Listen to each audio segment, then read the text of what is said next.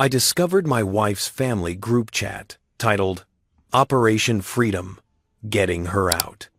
I didn't confront anyone. Instead, I quietly moved my assets, changed passwords. When she tried to execute phase 1 of their plan, she discovered I'd already completed mine. The thing about betrayal is that it doesn't announce itself with trumpets or warning signs painted in red across your bedroom wall.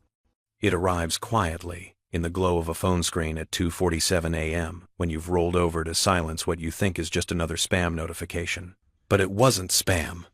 I remember the exact texture of that moment, the weight of Emma's breath beside me, steady and innocent in sleep, the particular quality of autumn darkness pressing against our bedroom windows, the way my thumb moved across the screen without thinking, without knowing that this single swipe would crack open the foundation of everything I'd built over the last 8 years. The notification read, "Sarah added you to Operation Freedom, Getting Her Out." My first thought, barely conscious, swimming up through sleep. Wrong number, wrong chat, someone's mistake. My second thought, as my eyes focused on the participant list. Oh, Emma Mitchell, my wife, Sarah Mitchell, her mother, Robert Mitchell, her father, Jessica Torres, her sister, Amanda Chen, her best friend since college, and me, David Park, the husband, apparently added by accident at 2:43 a.m. when Sarah's thumb slipped while she was typing.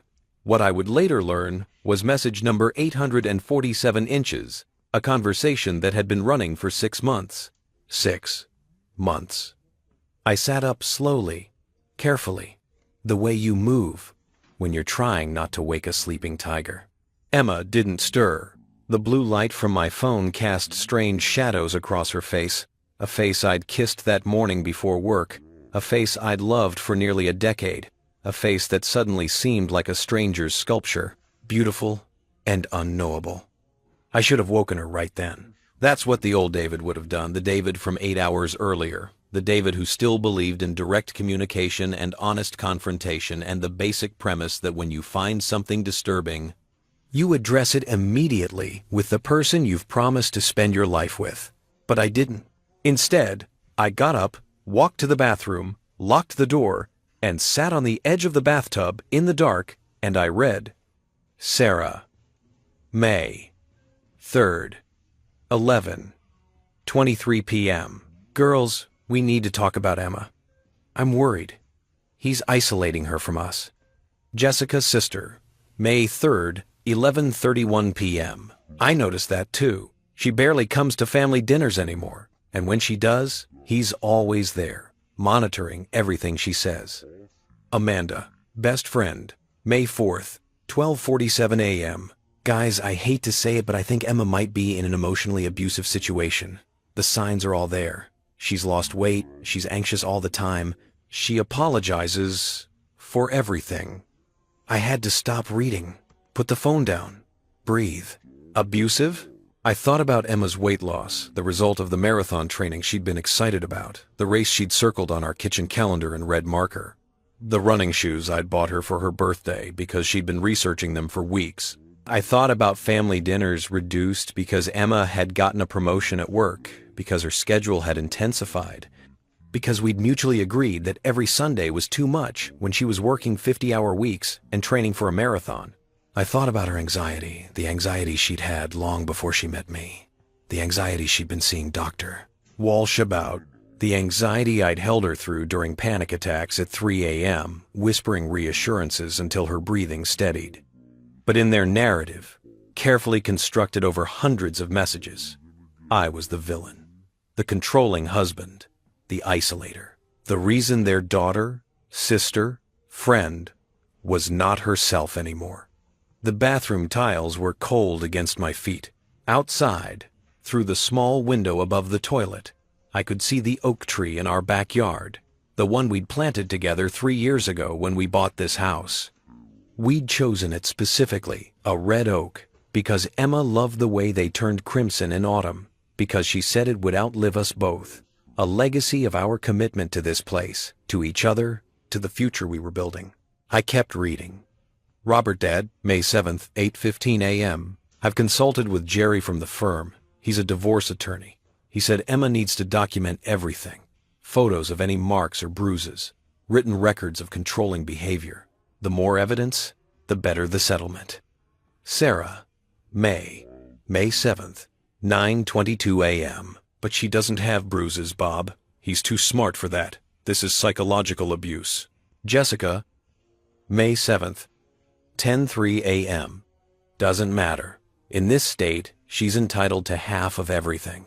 His business, the house, his retirement accounts. Jerry can help her get what she deserves. There it was. The truth, naked and gleaming between the lines of concern. The money. My software company had been acquired 4 months ago. The news had been public. TechCrunch had covered it. There'd been a celebration party. Emma had cried happy tears and told me how proud she was. The acquisition hadn't made me rich by Silicon Valley standards, but it had been significant. $4.2 million, pre-tax. We'd talked about it, Emma and I. We'd made plans. Pay off the house. Set up college funds for the kids we wanted to have. Travel to Japan like we'd always dreamed. Invest wisely. Live comfortably, but not ostentatiously. We'd agreed on all of it, or so I thought. Amanda Best, friend, May 19th, 11:47 p.m. Phase 1 should be establishing a separate financial identity. She needs her own accounts that he doesn't know about. Start transferring small amounts. Nothing he'd notice. Sarah, Mom, May 20th, 7:33 a.m. I can help with that. I'll open an account in my name. She can funnel money there. Jessica, sister, May 20th, 8:15 a.m. Phase 2 is building the case. Emma needs to start keeping a journal. Document every fight, every time he raises his voice, every controlling comment. Robert Dad, May 21st, 6:42 p.m. Phase 3 is the exit. We need to time it right, after the money from the acquisition fully vests and transfers. Jerry says that happens in August. We wait until then, build the case, then she files. Quick and clean. Emma, May 21st, 11:23 p.m. I don't know, guys. This feels wrong. David isn't what you're saying he is. He's been nothing but supportive. I stopped breathing when I saw Emma's message. There, I thought. There's the woman I married. There's the truth. But then I kept reading. Sarah, May 21st, 11:31 p.m. Sweetie, that's exactly what victims of emotional abuse say. You're in too deep to see it clearly. Trust us. We're your family. We only want what's best for you. Amanda, best friend, May 21st, 11:45 p.m. I love you, but you're in denial. I've seen this before. The way he monitors your phone, the way he asks where you're going, the way he dabbles. Emma, May 21st, 11:52 p.m. He doesn't monitor my phone. He asks where I'm going because he cares, because he wants to know I'm safe. Jessica's sister, May 22nd, 12:03 a.m. That's surveillance, Emma. That's control disguised as care. Listen to us, please. And then, after a long pause, 17 minutes, where I imagine Emma sitting wherever she was, phone in hand, surrounded by the people who claimed to love her most, worn down by the collective weight of their certainty. Emma, May 22nd, 12:20 a.m. Okay, you're right. I'll start phase 1. I sat in that bathroom for an hour and 43 minutes. I read every message. All 847 of them, plus the new ones that kept arriving in real time as I scrolled, as if the universe wanted to make absolutely sure I understood the full scope of what was happening. They'd planned everything. The timeline, the narrative, the financial strategy. They'd researched lawyers, discussed asset protection, debated the best ways to paint me as an abuser without any actual abuse to point to. They'd coached Emma on what to say, how to act, what to document. And Emma, my Emma, the woman who'd once stayed up all night helping me debug code before a crucial presentation, who'd held my hand in the emergency room when my dad had his heart attack, who'd looked into my eyes 2 years ago and said, I choose you, every day, forever, had agreed to it. Not immediately, not enthusiastically, but eventually, worn down by the people she trusted most, she'd agreed. The sun was starting to rise when I finally unlocked the bathroom door. The light coming through the bedroom window was that particular shade of gray that belongs only to October mornings, soft and melancholic. Emma was still asleep, curled on her side, one hand tucked under her pillow. She looked peaceful. She looked like someone I used to know. I got dressed quietly. Jeans, a sweater, running shoes. I took my laptop, my phone, and the folder from my desk drawer that contained our important documents. I left a note on the kitchen counter, went for a drive to clear my head. Back later. Love you. I did love her. That was the strange, horrible truth of it. Even standing there in our kitchen, keys in hand, evidence of her planned betrayal burning in my pocket, I loved her. But love, I was learning, isn't always enough. Sometimes it's not even relevant. I drove to Marcus's house. Marcus Chen, my business partner, my friend since college, the brother I'd chosen when my biological family had failed me. He answered the door in a bathrobe, coffee in hand, concern immediate on his face when he saw my expression. David? It's 6 a.m. What? I need your help, I said. And I need you not to ask questions yet. He stepped aside, let me in, made me coffee, sat across from me at his kitchen table while his wife, recognizing the weight of whatever this was, took their kids upstairs to give us privacy. I showed him the messages. All of them. Marcus read in silence, his jaw tightening, his hands gripping the phone so hard I worried he'd crack the screen. When he finished, he looked at me with something I'd never seen in his eyes before. Rage. These people, he said quietly, and his voice had the quality of a knife being sharpened, are trying to destroy you. I know. For money. I know. Using your wife as a weapon. I know. He set the phone down carefully, as if it might explode. What do you want to do? I'd been thinking about this for hours, sitting in that bathroom, watching the sky lighten degree by degree. I'd thought about confrontation, walking back into that bedroom, waking Emma, demanding explanations. I'd thought about rage, showing up at her parents' house, throwing the evidence in their faces, watching them scramble for justifications. But that wasn't how you win wars.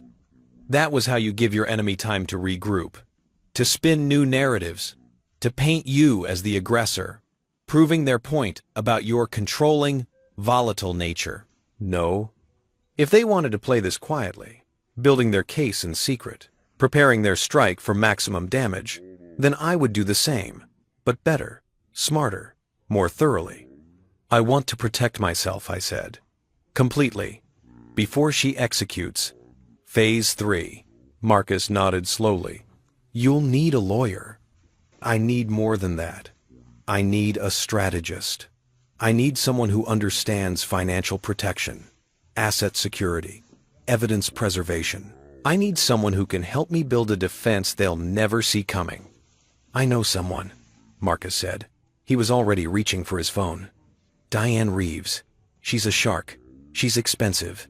And she's exactly what you need. Can she see me today? For this? She'll make time.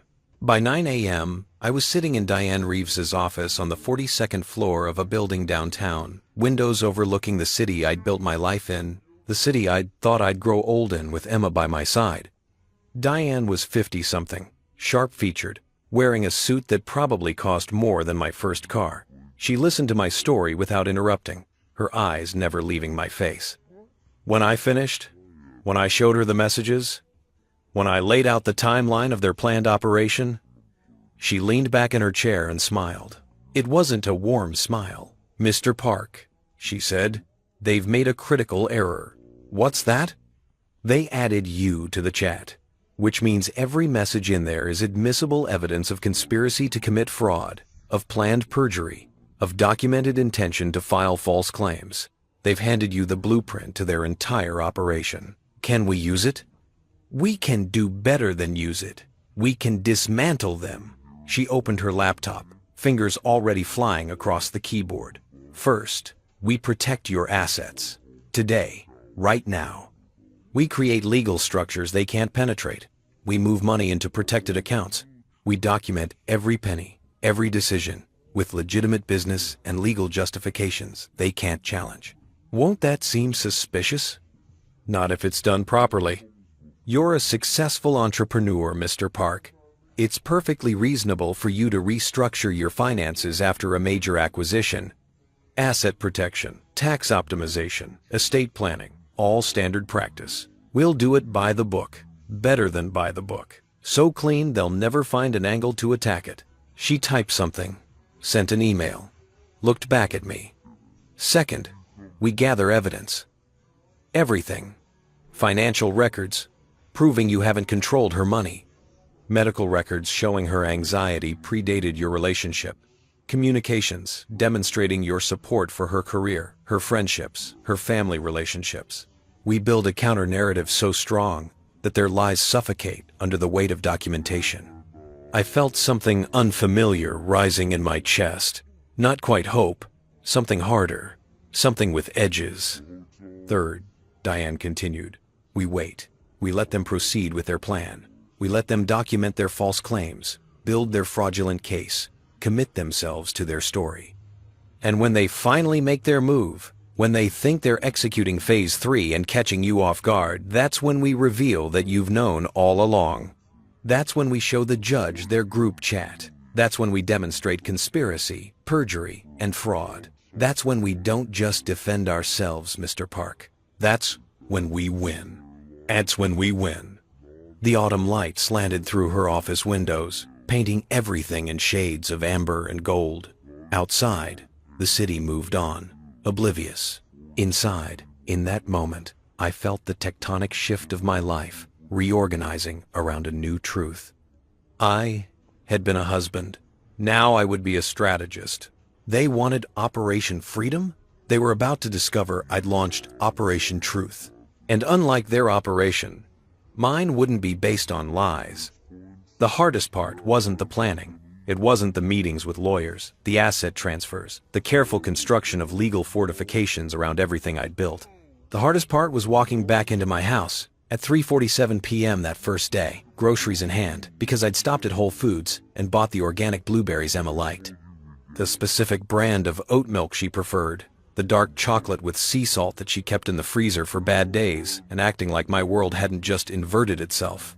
The hardest part was being normal. Emma was in the living room when I came in, laptop open, hair piled on top of her head in that messy bun she wore when she was deep in work mode. She looked up when she heard the door, and her smile was genuine. That was what killed me, the authenticity of that smile, the way her whole face brightened when she saw me, as if the woman who'd agreed to Operation Freedom and the woman who loved coming home to me could somehow coexist in the same body. Maybe they could. Maybe that was the tragedy of it. "Hey, you," she said, closing her laptop. "I was getting worried. Your note said you'd be back earlier." I set the groceries down on the kitchen counter, focusing on the mechanical task of unpacking them, using the movement to hide whatever expression might betray me. Sorry, took a longer drive than I planned. Ended up at that coffee shop in Riverton, the one with the good pour-over. Lost track of time thinking. Thinking about what? About how your family is trying to rob me. About how they've convinced you I'm abusing you. About how you're planning to leave me in exactly 4 months when my acquisition money fully vests.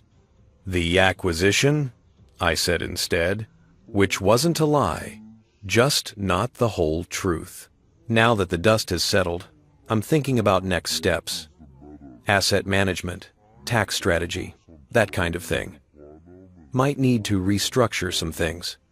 I watched her carefully in my peripheral vision as I put the blueberries in the refrigerator. Was there a flicker of interest, a calculation behind her eyes? But she just nodded, stood up, came over, and wrapped her arms around me from behind. "That's smart," she said, her cheek pressed against my back. "You should talk to someone who knows about that stuff. I don't want you stressed about money on top of everything else." Her touch felt like a live wire. I wanted to pull away. I wanted to turn around and confront her, show her the messages, demand to know how she could hold me like this, while planning to betray me. Instead, I covered her hands with mine, squeezed gently. "I actually have a meeting scheduled for Monday, Financial advisor that Marcus recommended. Good, she said. Then, after a pause, hey, are we okay? You seem distant today. And there it was, the genuine concern in her voice, the worry that I might be upset, the desire to fix whatever was wrong. This was the Emma I knew, the Emma I'd married. But somewhere underneath, invisible but present like radiation, was the other Emma. The one who'd agreed to document my controlling behavior. The one who was planning Phase 1. I turned around, looked into her eyes, brown eyes, flecked with gold when the light hit them right. I'd stared into these eyes across dinner tables and hospital rooms and that beach in Maui where I'd proposed. I'd thought I knew every shade of emotion they could hold. I'd been wrong. We're fine, I said. I'm just processing. Big life changes, you know? Takes time to adjust to what having this kind of money means. She nodded, understanding. She always understood, or seemed to. That was her gift. Empathy. The ability to make you feel heard and seen and valued. Unless the empathy was a performance too. Unless everything was... The next 3 weeks unfolded like a masterclass in duplicity, except I was both student and teacher, both performer and audience. On the surface, everything was normal. Better than normal, actually. I was attentive, thoughtful. I brought Emma coffee in bed on Saturday mornings. I asked about her work, listened to her stories about office politics and difficult clients, offered advice when she wanted it, and just support when she didn't. I cooked her favorite meals. I planned a weekend getaway to the mountains, that cabin she'd been wanting to visit. We made love, and I held her afterwards. And if she noticed that I held her differently now, like something fragile and potentially dangerous, like a beautiful snake, she didn't say anything. Below the surface, I was building an empire of protection. Diane Reeves worked fast. By the end of the first week, my assets had been restructured into a complex but entirely legal web of trusts, LLCs, and protected accounts. Everything was documented. Every move had a legitimate business justification. On paper, it looked like exactly what it was. A smart entrepreneur, protecting his wealth through standard asset management strategies. But what it really was a fortress. They can't touch this, Diane told me during our second meeting, spreading documents across her conference table like a general planning a siege. Even in a divorce, even with the best lawyer money can buy, these structures are ironclad. Everything's been properly established with clear business purposes. You've protected your premarital assets, your business interests, your intellectual property. What she'd be entitled to is minimal. What about the house? I asked. Joint asset, purchased during marriage. She'd have a claim. But here's where it gets interesting. Diane pulled up another document. The house is worth approximately $800,000, correct? With about $200,000 left on the mortgage? I nodded. If she files for divorce, you offer to buy out her half. Clean, simple, $300,000, which is generous considering the remaining mortgage. She walks away with cash. You keep the house. Most courts would see that as more than fair. And if she refuses, then we sell it, split the proceeds, and you move on. Either way, Mr. Park, you're protected. The big money, the acquisition funds, your business interests, your retirement accounts, all secured. I should have felt relief. Victory, even. Instead, I just felt tired. There's something else we need to discuss, Diane said, her voice shifting into a lower register. The evidence. She pulled out a tablet, opened a file. I've reviewed every message in that group chat. I've documented the timeline, the participants, the specific claims they're making. But we need more. We need your counter-evidence. Proof that their narrative is false. Like what? Medical records showing Emma's anxiety predates your relationship. Financial records proving she's always had independent access to money. Communications demonstrating your support for her autonomy. Witnesses who can testify to your character. Phone records, calendar appointments. Anything that contradicts their story of isolation and control. I spent the next week gathering it all. Doctor's notes from Emma's therapist, Dr. Walsh, going back 6 years, documenting anxiety and depression that had started in college. Bank statements showing the joint account where both our paychecks were deposited, where Emma had full access, where she'd made purchases freely without my oversight or control. Text messages between Emma and her friends before they'd turned on me, where she'd talked about how supportive I was, how lucky she felt, how happy she was. Every piece of evidence felt like a small death, like I was examining the corpse of my marriage, cataloging what had gone wrong, looking for the moment the infection had started. The worst were the photos. I had thousands of them on my phone, on my laptop, backed up in the cloud. Emma and me, at her sister's wedding, her head thrown back, laughing at something Jessica had said. This was before Jessica had decided I was isolating Emma from the family. Emma and her mother in our kitchen, making Thanksgiving dinner together 2 years ago, before Sarah had convinced herself I was controlling her daughter. Emma with Amanda at that concert in June, both of them grinning, sweaty, happy before Amanda had become the chief architect of Operation Freedom. Looking at these photos was like staring at evidence of an alternate timeline, a parallel universe where the people in these images were who they appeared to be, where love meant what it was supposed to mean, where family was protection instead of threat. I was in my home office on a Thursday evening, organizing files for Diane, when Emma knocked on the door. "Hey," she said, leaning against the doorframe. "You've been in here a lot lately." I looked up from my laptop. "Sorry, just work stuff. Getting everything organized after the acquisition. Lot of loose ends." "It's fine. I just miss you." She came in, sat on the edge of my desk. "Feel like you've been distant the last couple weeks." There was genuine vulnerability in her voice, real concern. And underneath it, or was I imagining this, a note of something else? Calculation? Suspicion? Was she worried I was pulling away? Was she concerned it might interfere with the timeline of Operation Freedom? "I'm sorry," I said. And I was. Sorry for all of it. For every part of this situation. I've just been in my head. It's a lot to process. You know? One day you're grinding, hoping the business works out. Next day you're sitting on millions of dollars. It's disorienting. She nodded, reached out, and touched my face. "We should go somewhere. Take a real vacation. Not just a weekend in the mountains. Like 2 weeks in Europe. Paris, Rome, Barcelona. We've always talked about it. We can afford it now. We can afford it until August, when you file for divorce and try to take half." "That sounds amazing," I said. "Let's do it. Maybe in the spring, after things settle down a bit?" "Spring," she agreed, smiling. Then softer. "I love you, David. You know that, right? I know things have been weird with my family lately. All that tension about us not visiting as much. But none of that changes how I feel about you." I pulled her into my lap, held her close, buried my face in her hair so she couldn't see my expression. "I love you too." And God help me, I did. That was the sick irony of it. Even knowing what I knew, even preparing for the war that was coming, I still loved her. Maybe that made me weak. Maybe that made me a fool. Or maybe it just made me human. The group chat continued its steady stream of poison, message by message, day by day.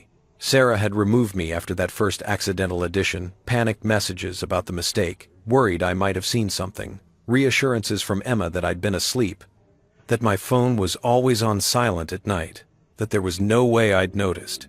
But what they didn't know was that I'd screenshotted everything before Sarah removed me. And what they really didn't know was that Marcus, brilliant Marcus, had used a recovery tool to access the full chat history from my phone's backup data before the removal could propagate through the system. I had everything, every message from the beginning, every detail of their plan, and I watched, in real time through the screenshots. Marcus periodically updated me with he'd found a technical backdoor, something about cached data and cloud sync protocols I didn't fully understand but thanked God for as Operation Freedom evolved. Phase 1. Financial independence. In progress. Emma had opened a separate bank account. I knew because I'd seen the message where she'd confirmed it. Told them she'd transferred $500 as a start, that she'd add more gradually so I wouldn't notice. What she didn't know was that I'd already noted the withdrawal, had already documented it, had already prepared my explanation for when it would eventually matter. My wife maintained her own private account for personal spending, as many married people do. I never questioned it because I'm not controlling. I'm not an abuser. I trusted her financial autonomy. Phase 2. Building the case. In progress. Jessica had sent Emma a template journal, pre-formatted with leading questions designed to create a narrative of abuse. Describe times when he made you feel small. List instances where he questioned your decisions. Document moments when he seemed angry or volatile. Emma had started filling it in. I'd seen her once, late at night, sitting at the kitchen table when she thought I was asleep, typing on her laptop with that particular focused intensity that meant she was working on something important. My evidence journal. My character assassination. My destruction, written in real time by the woman who shared my bed. Phase 3. The exit. Planned for August. Robert had confirmed with Jerry the lawyer. Optimal timing was the second week of August, after the final acquisition payment cleared, after the money was fully vested and accessible. Emma would file on a Thursday. She'd move out that weekend, go stay with her parents. By Monday, I'd be served with divorce papers and a restraining order based on her documented claims of emotional abuse. I'd be painted as a monster. She'd be painted as a victim, and her family would help her walk away with millions. That was their plan. But here's what they didn't know, what they couldn't know, what their arrogance and greed had blinded them to. I knew every detail of their operation before they executed a single meaningful step, and while they were planning Phase 3, I'd already completed Phases 1 through 10 of mine. On a Sunday morning in late October, Emma and I went for a run together. It was her idea. She was training for that marathon, and she'd asked if I wanted to join her for an easy 5 miles. The air was crisp, the leaves were turning, and for a moment, running side by side through our neighborhood, breathing in sync, I could almost pretend everything was okay. I've been thinking, Emma said as we rounded the corner near the park. Maybe we should look into couples therapy. I nearly stumbled. What? Not because anything's wrong, she added quickly. Just preventatively.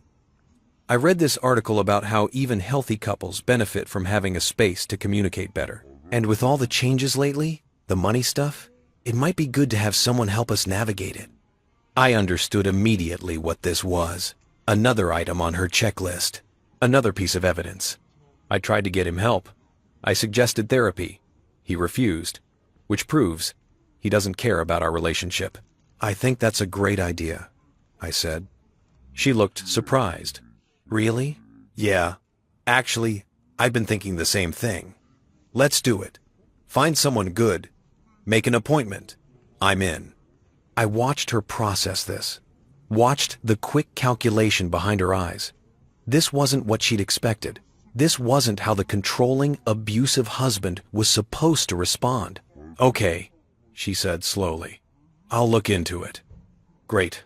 Maybe ask your therapist, Dr. Walsh, if she has any recommendations. She's always been good with you. Emma nodded, and we ran on in silence. What Emma didn't know was that Diane had already prepared for this possibility. We'd identified 3 therapists in advance, all with sterling reputations, all known for evidence-based practice and ethical documentation. If Emma chose one of them, perfect. If she chose someone else, we'd attend anyway, and I'd be the model client, open, honest, willing to work on myself, demonstrating zero controlling or abusive behavior. Every session would become evidence. Every interaction would be documented. The trap was so perfect, so invisible, that she'd walk into it thinking it was her idea. That night, lying in bed, Emma fell asleep quickly. She always did one of the things I'd always envied about her, the ability to close her eyes and simply drift away, unburdened by the insomnia that plagued me. I lay awake beside her, listening to her breathe, watching the shadows from the streetlight outside move across our ceiling. In 4 months, maybe less, this would be over. She'd make her move. I'd reveal my counter-move. The life we'd built together would detonate in a courtroom. in front of lawyers and judges, reduced to evidence and accusations and financial settlements. There would be no winners. Not really, but there would be truth. And if I'd learned anything in the last 3 weeks, it was this. Truth, properly documented and strategically deployed, was the most powerful weapon in the world. Emma stirred beside me, reached out in her sleep, her hand finding mine. Her fingers curled around my palm, holding on like she used to when we first started dating, when she told me she felt safest when she was touching me. I held her hand back, and I counted down the days until the war would begin. November arrived like a thief, stealing daylight hour by hour, turning our neighborhood into a study in early darkness and amber streetlights. I'd always loved this time of year, the way the cold sharpened everything, made colors more vivid, made you appreciate warmth when you found it. But this November felt different. This November felt like watching a timer count down, each day bringing me closer to an explosion I could see coming but couldn't prevent without triggering it myself. Emma found a therapist, Dr. Monica Brennan, a marriage counselor with 20 years of experience and a practice in the nice part of downtown, the kind of office with abstract art on the walls and those impossible comfortable chairs that probably cost more than most people's monthly rent. Our first appointment was scheduled for November 8th, a Thursday evening at 6 p.m. I prepared for it like a general preparing for battle. "What are you hoping to get out of these sessions?" Diane asked me during one of our weekly strategy meetings. We'd fallen into a rhythm every Monday morning. Her office, coffee that her assistant brought in without being asked, documents spread across the conference table like tarot cards predicting my future. "Documentation," I said. "Proof that I'm willing to work on the relationship, that I'm not resistant to feedback or self-examination. Proof that when a professional observer watches our dynamic, they don't see abuse or control. That's the legal answer." What's the real answer? I looked out her window at the city below. From this height, everything looked orderly, clean. You couldn't see the mess of individual lives, the betrayals and complications and small destructions that made up the street-level truth of things. "I want to understand," I said finally. "I want to sit in a room with Emma and a trained professional and see if there's any version of reality where her family's narrative makes sense, where I'm actually the person they say I am and just can't see it." Diane was quiet for a moment. Then, "David, you know you're not an abuser, do I?" I turned back to face her. "I've been gaslighting myself for weeks. What if they're right? What if I've been controlling and just rationalized it all? What if—" "Stop." Her voice was sharp, cutting through my spiral. "I've seen the evidence. All of it. Bank records showing equal financial access. Communications proving you encouraged her career advancement. Medical documentation that her anxiety predates you by years. Testimonials from friends, real friends, not the ones in that group chat describing you as supportive and respectful. Character references from colleagues, from Marcus, from people who've known you for decades." She leaned forward, her eyes intense. "You're not perfect. No one is. But you're not what they're claiming. And the fact that you're questioning yourself this much, that's actually proof you're not a narcissistic abuser. Real abusers don't have this kind of self-doubt." I wanted to believe her. God, I wanted to believe her. "The therapy sessions will prove it," Diane continued. "Dr. Brennan has an excellent reputation. She's known for detailed session notes, ethical practice, and unbiased observation. Whatever happens in those sessions will be documented. And if Emma tries to claim abuse later, we'll have a professional third party's contemporaneous notes contradicting that narrative. What if Emma manipulates her? What if she's so good at playing victim that even a trained therapist believes it? Then we'll have documentation of what Emma claims versus what actually happens in session. Either way, we win. Either the therapist sees through it, or we have evidence of Emma's willingness to lie to professionals. Both scenarios work for us. It felt wrong, strategizing about therapy like this. Therapy was supposed to be sacred space, genuine exploration, vulnerable truth-telling. But then again, Emma and her family had already violated every sacred space we'd had. Our marriage, our home, the private intimacy of our relationship. Why should therapy be different? The group chat continued to evolve. a cancer growing in real time. Marcus had gotten better at extracting the updates. He'd figured out some technical workaround involving cloud backup protocols and data recovery that I didn't fully understand but was grateful for. Every few days, he'd send me screenshots of new messages, and I'd add them to the growing file that Diane kept in her secured server. Amanda, best friend. November 2nd, 10:23 p.m. How's phase 1 going, Em? You building that nest egg? Emma, November 2nd, 11:47 p.m. Slowly. I've got about $3,000 saved so far. I'm trying to be careful. He reviews our joint account statements every month. I did review them. Not because I was controlling, but because I was responsible. Because I wanted to make sure we weren't overspending, that our savings goals were on track, that neither of us had been victims of fraud or identity theft. The same reason millions of financially responsible people review their accounts. But in their narrative, basic financial awareness became surveillance. Sarah, November 3rd, 7:15 a.m. $3,000 is a good start, sweetheart. Keep going. You'll need at least $10,000 for first and last month's rent on a new place, security deposit, setting up utilities. Jerry says you should have some cash on hand that he can't freeze when you file. Jessica's sister, November 3rd, 9:33 a.m. What about the journal? Are you documenting everything? Emma, November 3rd, 10:12 p.m. Yes. It's hard, though. I have to really think about things to frame them the right way. Like, last week he asked why I was home late from work. In the moment, it just seemed like normal conversation. But when I write it down as interrogating me about my whereabouts, it sounds different. I had to read that message 3 times before the full weight of it hit me. She knew. On some level, she knew she was twisting reality. She understood that normal conversations had to be framed to sound abusive, and she was doing it anyway. Amanda, best friend. November 3rd, 11:28 p.m. That's because you're conditioned to normalize his behavior, Em. The fact that you have to reframe it doesn't mean you're lying. It means you're finally seeing the truth of what's been happening. The rationalization was perfect. Elegant, even. Any cognitive dissonance Emma felt, any guilt about distorting the truth, could be explained away as her being too traumatized to see clearly. The worse she felt about lying, the more it proved she needed to lie.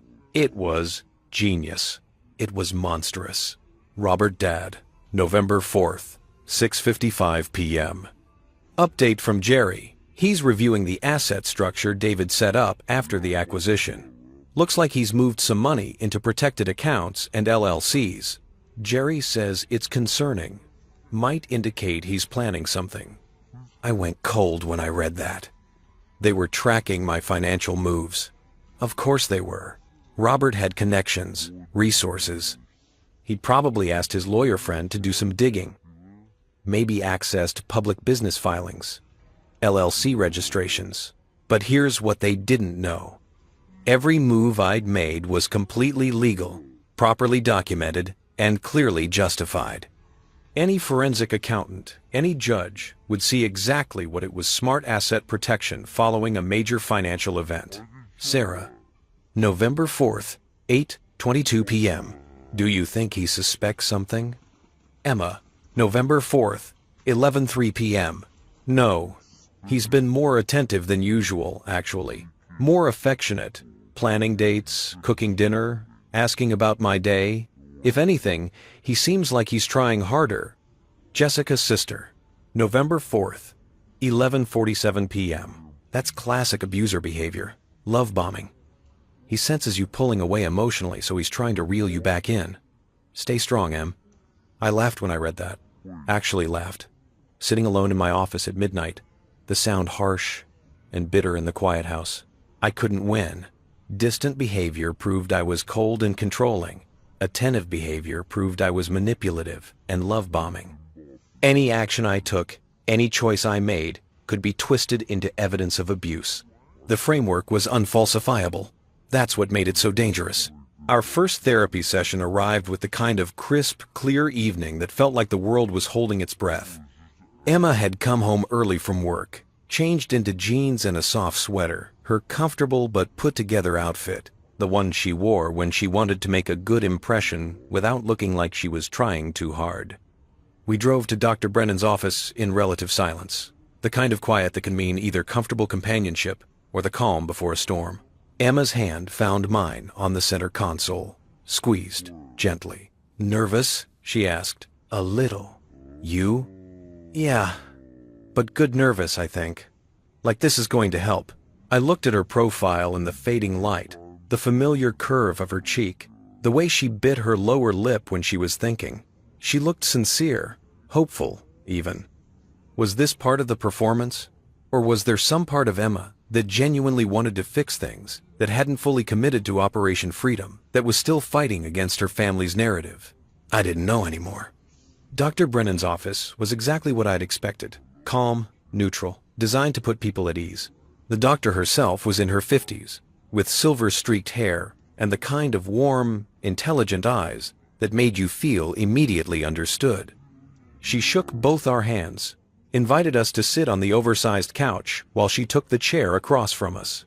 "So," she said, notepad in her lap, pen ready, "tell me what brings you here." Emma and I looked at each other. I gestured for her to go first. "We've been married for 8 years, Emma began. "And it's been good. Really good. Mostly. But lately, with some big life changes, David's business was acquired. There's been a lot of money stuff to deal with. I feel like we're drifting, like we're not communicating as well as we used to." Dr. Brennan nodded, made a note. "And David, what's your perspective?" "I agree," I said carefully. "The acquisition has been wonderful, but also stressful. It's changed our dynamic in ways I didn't anticipate. I want to make sure we navigate it together, that we're on the same page about our future. Tell me about your communication patterns. How do you typically handle disagreements?" Emma spoke first. "We don't really fight. Like, we disagree sometimes, but it never gets heated. David is very calm. Sometimes too calm, maybe. Like he shuts down emotionally instead of engaging."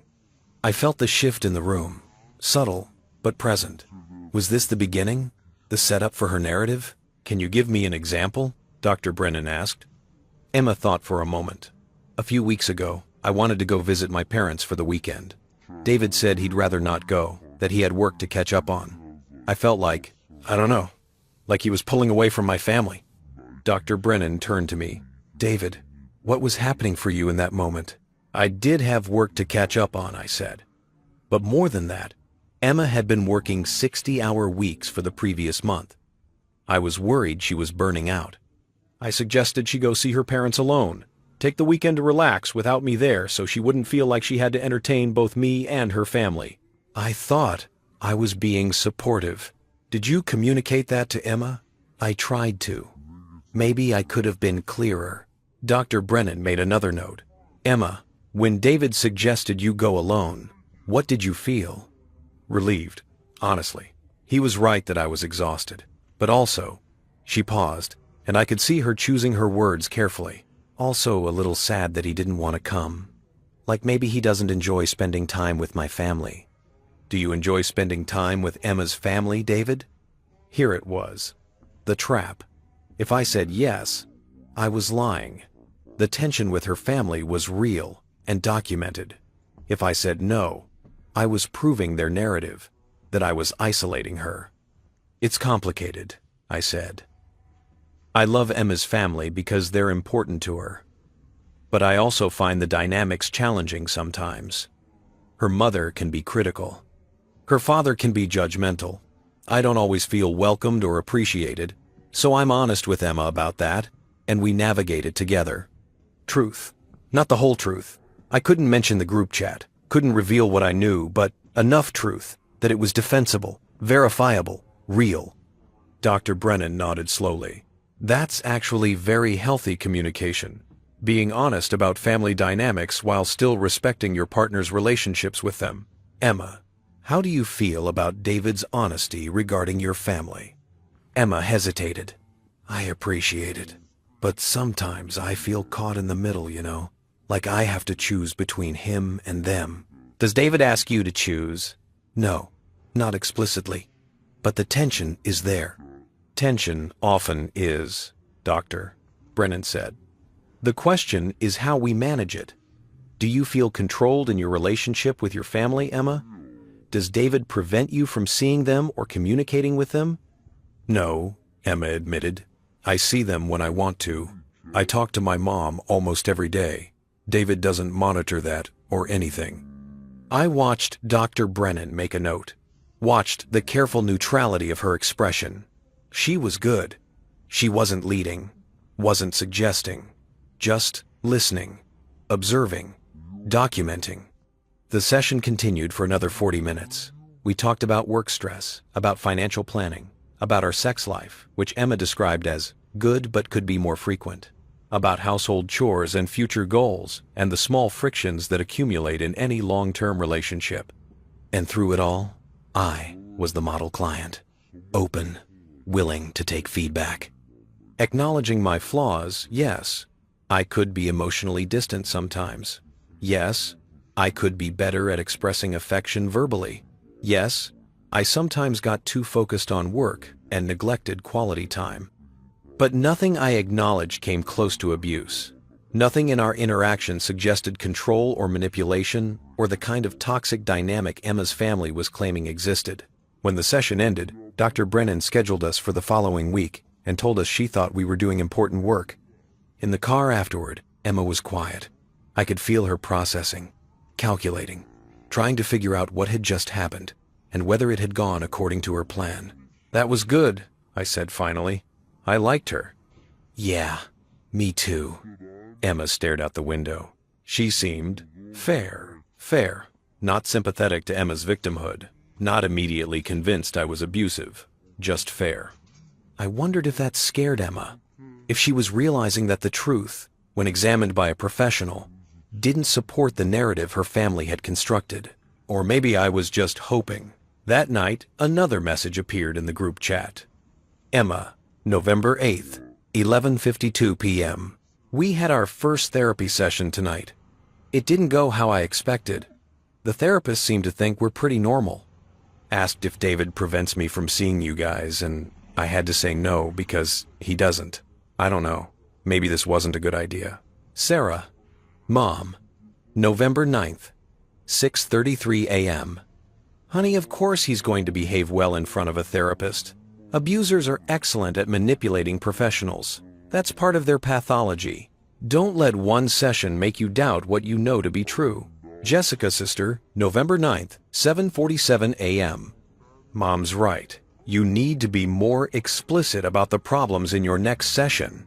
Tell her about the financial control, the isolation, the emotional manipulation. Don't let him gaslight the therapist the way he's gaslighted you. Robert, Dad, November 9th, 8:15 a.m. Keep going to the sessions. It'll look good for the divorce that you tried to work on things. Just make sure you're documenting what you tell the therapist. Jerry needs evidence that you raised these issues before filing. I read the messages twice, 3 times, memorizing them. They were coaching her, telling her to lie to the therapist, instructing her to manufacture evidence. And if Emma followed their advice, if she started making false claims in our sessions, Doctor, Brennan would document it all.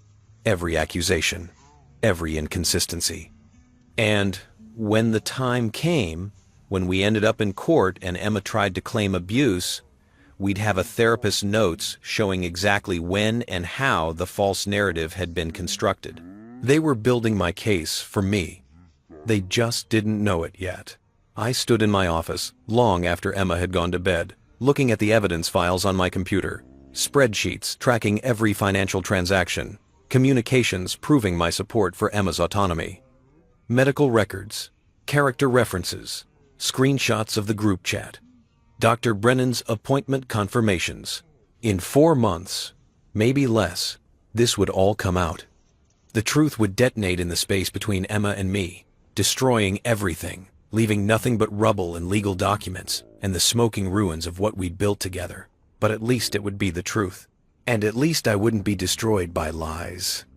I heard Emma's footsteps in the hallway, soft on the hardwood. She appeared in the doorway, wearing one of my old t-shirts. her hair down around her shoulders. "Coming to bed?" she asked. "Soon," I said. She walked over, wrapped her arms around me from behind, pressed her cheek against my back. "I love you, David Park." "I love you too, Emma Mitchell." Both statements were true. Both statements were also completely irrelevant to what was coming. Thanksgiving arrived like an unwelcome guest, the kind you have to smile at while they track mud through your house and criticize your furniture. Emma's family always hosted a tradition, spanning back to before I'd entered the picture, back when their family unit was intact and uncomplicated by the presence of a husband they'd eventually decide to destroy. "We don't have to go," Emma said on the Tuesday before, sitting cross-legged on our bed while I folded laundry. "If you're not comfortable, I can tell them we're doing our own thing this year." I looked at her carefully. Was this genuine consideration, or was it a test? Another opportunity for her to document my isolation of her from her family. "Of course we're going," I said. "It's Thanksgiving. It's important to you." She seemed relieved, or maybe disappointed. I couldn't tell anymore. What Emma didn't know was that Diane and I had already strategized for this exact scenario. We'd prepared for the family dinner the way military commanders prepare for hostile territory engagement. I'd be polite, gracious, helpful. I'd bring an expensive bottle of wine and Emma's mother's favorite dessert from that bakery across town. I'd engage in conversation, ask about their lives, show interest in Robert's golf game and Jessica's new promotion. I'd be perfect. And if they tried to bait me, tried to create a scene they could later point to as evidence of my volatility or controlling nature, I'd simply refuse to take the bait. I'd document everything afterward, times, witnesses, exact quotes, turn their trap into evidence of their hostility toward me. "What should we bring?" I asked, refolding one of Emma's sweaters. "Mom mentioned she's doing her usual spread. Maybe we could bring wine? And that pumpkin cheesecake from Magnolia's? Perfect. I'll pick them up Wednesday." She smiled, came over, and kissed my cheek. "Thank you for being flexible about this. I know it's not always easy with my family." If only you knew, I thought. If only you knew that your family is currently plotting to take everything from me while you help them. "Family's important," I said instead, "even when it's complicated." Our second therapy session happened the Monday before Thanksgiving. This time, Emma came prepared. I could see it in the way she sat slightly forward, hands clasped, the posture of someone about to unburden themselves. Dr. Brennan noticed too. Good therapists always do. "How was your week?" Dr. Brennan asked, settling into her chair with that same calm, observant presence. "Challenging," Emma said before I could respond. "I've been thinking a lot about our last session, about the patterns in our relationship. And I realized I haven't been fully honest about some things." Here it was, the script her family had given her. I kept my face neutral, interested, concerned, the expression of a husband who wants to understand his wife's feelings. "I'm listening," Dr. Brennan said. Emma took a breath. "David is very successful, very intelligent, very capable. And sometimes I feel like he uses that to make me feel small. Like he's always right, always knows better, always has the answer. And when I disagree or have a different perspective, he finds subtle ways to dismiss it." Dr. Brennan's pen moved across her notepad. "Can you give me a specific example?" "Last month, I wanted to invest some of our money from the acquisition into my friend Amanda's startup. She's launching a sustainable fashion company. I thought it was a good opportunity." David shot it down immediately. I remembered that conversation, remembered it clearly, because Amanda's sustainable fashion company was transparently a terrible investment. A business with no real plan, no market research, just vibes and enthusiasm, and a website designed on Squarespace. "David," Dr. Brennan turned to me, "what was your thinking in that conversation?" "I asked to see a business plan," I said calmly. "Financials, market analysis, competitive landscape. Amanda couldn't provide any of that. It wasn't that I was dismissing Emma's idea. I was trying to do due diligence before we invested a significant amount of money. That's basic financial responsibility." "How much did Emma want to invest?" $50,000. Dr. Brennan's eyebrows rose slightly. That's substantial. And Emma, when David asked for the business plan, how did that make you feel? Like he didn't trust my judgment? Like he thought I was stupid? Did David say you were stupid? No, but that's how it felt. Feelings are valid, Dr. Brennan said carefully, but we also need to distinguish between someone's actions and our interpretation of those actions. David asking for a business plan before investing $50,000 seems reasonable. The question is how that request was delivered. David, how did you phrase it? I'd known this would come up. I'd prepared. I said, "This sounds interesting. Can we see Amanda's business plan and financial projections? I want to understand the opportunity before we commit that kind of money." That's it. That's it. Dr. Brennan looked at Emma. Does that sound accurate? Emma's jaw tightened. The words were fine. It's the tone, the implication that I hadn't thought it through, that I was being impulsive. Were you being impulsive? Dr. Brennan asked, not unkindly. I wanted to support my friend. Supporting friends is wonderful, but when it comes to large financial decisions in a marriage, both partners having input seems appropriate. David didn't forbid you from investing. He asked for information. Is that controlling, or is that being a responsible financial partner? I watched Emma struggle with this, watched her realize that Dr. Brennan wasn't buying the narrative, wasn't immediately siding with her victimhood. I guess when you put it that way. Emma trailed off, but I could see the frustration in her eyes. This wasn't going according to plan. The therapist was supposed to validate her feelings, recognize the subtle abuse, help her build her case.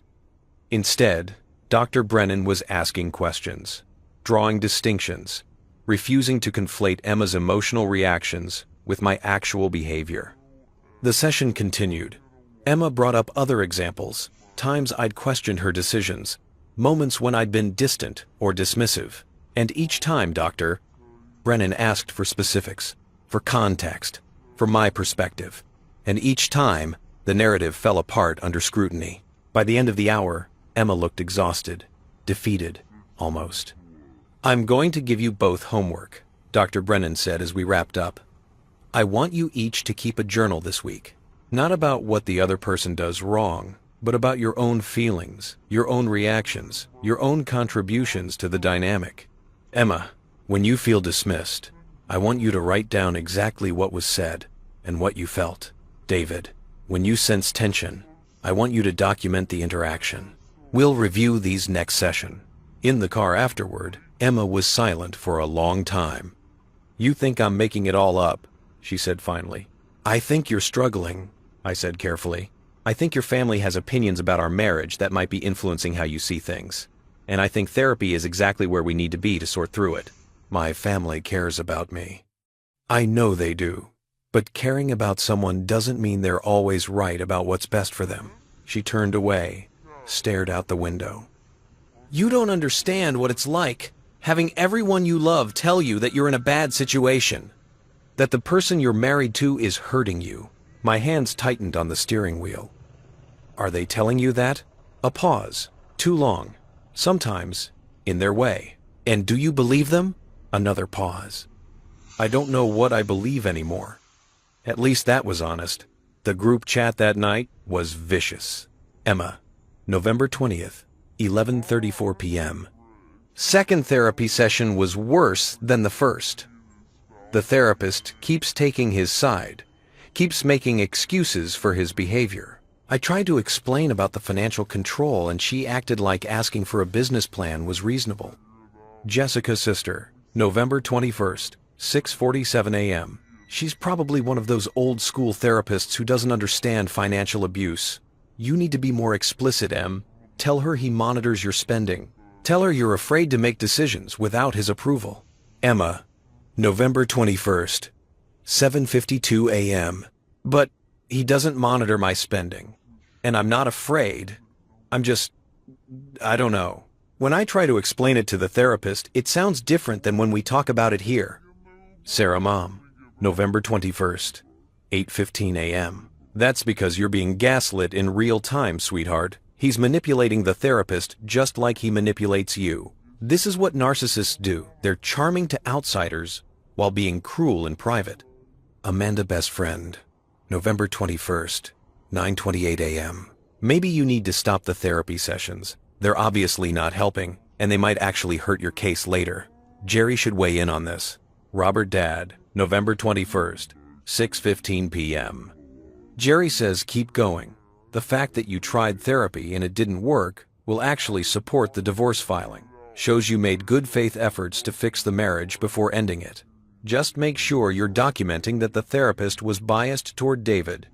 I read these messages in my office at midnight, the house quiet around me, Emma asleep upstairs. The strategy was evolving in real time. They were adapting, adjusting, finding new angles. But so was I. I forwarded the screenshots to Diane with a single line. They're instructing her to claim the therapist is biased. Thoughts? Her response came within minutes. Perfect. Let her make that claim. Then we'll have documented evidence that when a neutral professional doesn't support her narrative, she attacks their credibility. Makes her look unreliable. Keep going to sessions. Let this play out. Thanksgiving Day dawned cold and bright. The kind of November morning where everything looks crystalline and fragile. Emma was up early, moving around the kitchen with nervous energy, checking and rechecking the dessert I'd picked up, making sure we had the wine, asking 3 times if I'd remembered to charge my phone. "It's going to be fine," I said, watching her fidget with her necklace. "I know. I just want it to go well. My family they've been saying things lately. About us. I want them to see that we're okay." "What kind of things?" She hesitated. "Just that they worry. That they think maybe I'm not happy. That maybe you're not good for me." I chose my words carefully, like diffusing a bomb. "And what do you tell them?" "That they're wrong. That we're working on things. That I love you." "Do you?" The question slipped out before I could stop it. "Love me?" Emma looked at me, and for a moment, just a moment, I saw something raw and real in her eyes. Confusion, pain, genuine uncertainty. "Yes," she said. "God, David, yes. I wish I knew why it feels so complicated. Because your family is poisoning you against me. Because they want my money. Because you're caught between what you feel and what they're telling you to feel." "Marriage is complicated," I said instead. "That's why we're in therapy." The Mitchell house was exactly as I remembered, a large colonial in the suburbs, the kind of place that screamed upper-middle-class success without quite crossing into ostentation. Sarah had decorated for fall with her usual enthusiasm. Mums on the porch, a wreath on the door, miniature pumpkins lining the walkway. Robert answered when we knocked, his smile warm and paternal and completely false if you knew what I knew. "David, Emma, come in, come in." He pulled Emma into a hug, shook my hand with just a fraction too much force. "Good to see you, son." Son. As if I were family. As if he weren't actively plotting my financial destruction. Sarah appeared from the kitchen, apron on, already flushed from cooking. "Oh good, you're here. Emma, sweetheart, come help me with the turkey." "David, Robert will get you a drink." The division was immediate and obvious. Women to the kitchen, men to the living room. Normally, I'd have offered to help in the kitchen, but I understood the game now. They wanted time alone with Emma.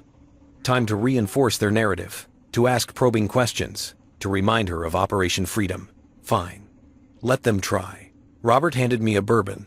Neat. We sat in leather chairs that probably cost more than my first car, and he asked about work, about the acquisition, about my plans for the money with the careful casualness of someone conducting reconnaissance. "Must be nice," he said, swirling his own drink. "Having that kind of financial security changes your perspective on things." "It does," I agreed. "Makes you think about protection, asset management, making sure everything's structured properly." I watched his eyes sharpen. "Oh? You've been restructuring?" "Just the basics. Trusts, LLCs, tax optimization, standard stuff after a liquidity event. My financial advisor recommended it." "Smart," Robert said, but his tone was flat. "Very smart." He was calculating. I could see it, trying to figure out how much I'd protected, how much would still be accessible in a divorce, wondering if I suspected something. I smiled pleasantly, and took another sip of bourbon. Jessica arrived 20 minutes later with her husband Mark, who I'd always liked despite everything. Mark was a good guy, an engineer, straightforward, the kind of person who said what he meant. He greeted me warmly, seemed genuinely happy to see me. I wondered if he knew, if Jessica had told him about Operation Freedom, or if he was as much in the dark as I'd been a month ago. Probably the latter. Jessica was smart enough to keep her husband out of conspiracy to commit fraud. Dinner was elaborate turkey, stuffing, 3 kinds of potatoes, vegetables, rolls, pies. Sarah had outdone herself, and I made sure to compliment everything, to be the perfect guest, gracious and appreciative. The conversation flowed around safe topics at first. Mark's work, Jessica's promotion. The election, though, that got tense quickly, and Sarah changed the subject. The new restaurant downtown, Emma's marathon training. Then Sarah said, almost casually, "How's therapy going, you two?" The table went quiet. Emma's fork paused halfway to her mouth. "It's going well," I said before Emma could respond. "Dr. Brennan is excellent, very insightful. We're learning a lot about our communication patterns." "That's wonderful," Sarah said, her smile not quite reaching her eyes. "Emma mentioned you were going. I think it's so healthy when couples invest in their relationship like that." "We're committed to making things work," I said, reaching over and taking Emma's hand. She squeezed back, but I felt the tension in her fingers. "Of course you are," Jessica added, "though therapy can be hard. Sometimes it brings up difficult truths." "It does," Emma said quietly. "It's definitely challenging. The important thing," Robert interjected, "is that Emma feels heard, that her concerns are being taken seriously." I looked at him across the table, this man who'd shaken my hand and called me son, this man who was currently orchestrating my destruction, and I smiled. "Absolutely," I said. "Emma's happiness is my priority. Always has been." The look that passed between Sarah and Robert was brief but telling. They didn't like this. Didn't like that I was being agreeable, that I was supporting therapy, that I wasn't playing the role of the controlling husband they needed me to be. After dinner, while the others were in the living room and I was helping clear plates because of course I helped, because I was thoughtful and considerate, and not at all the monster they'd painted me as, Sarah cornered me in the kitchen. "David," she said, her voice low, "can I ask you something?" "Of course. Are you happy? In your marriage?" The question hung between us, loaded with subtext.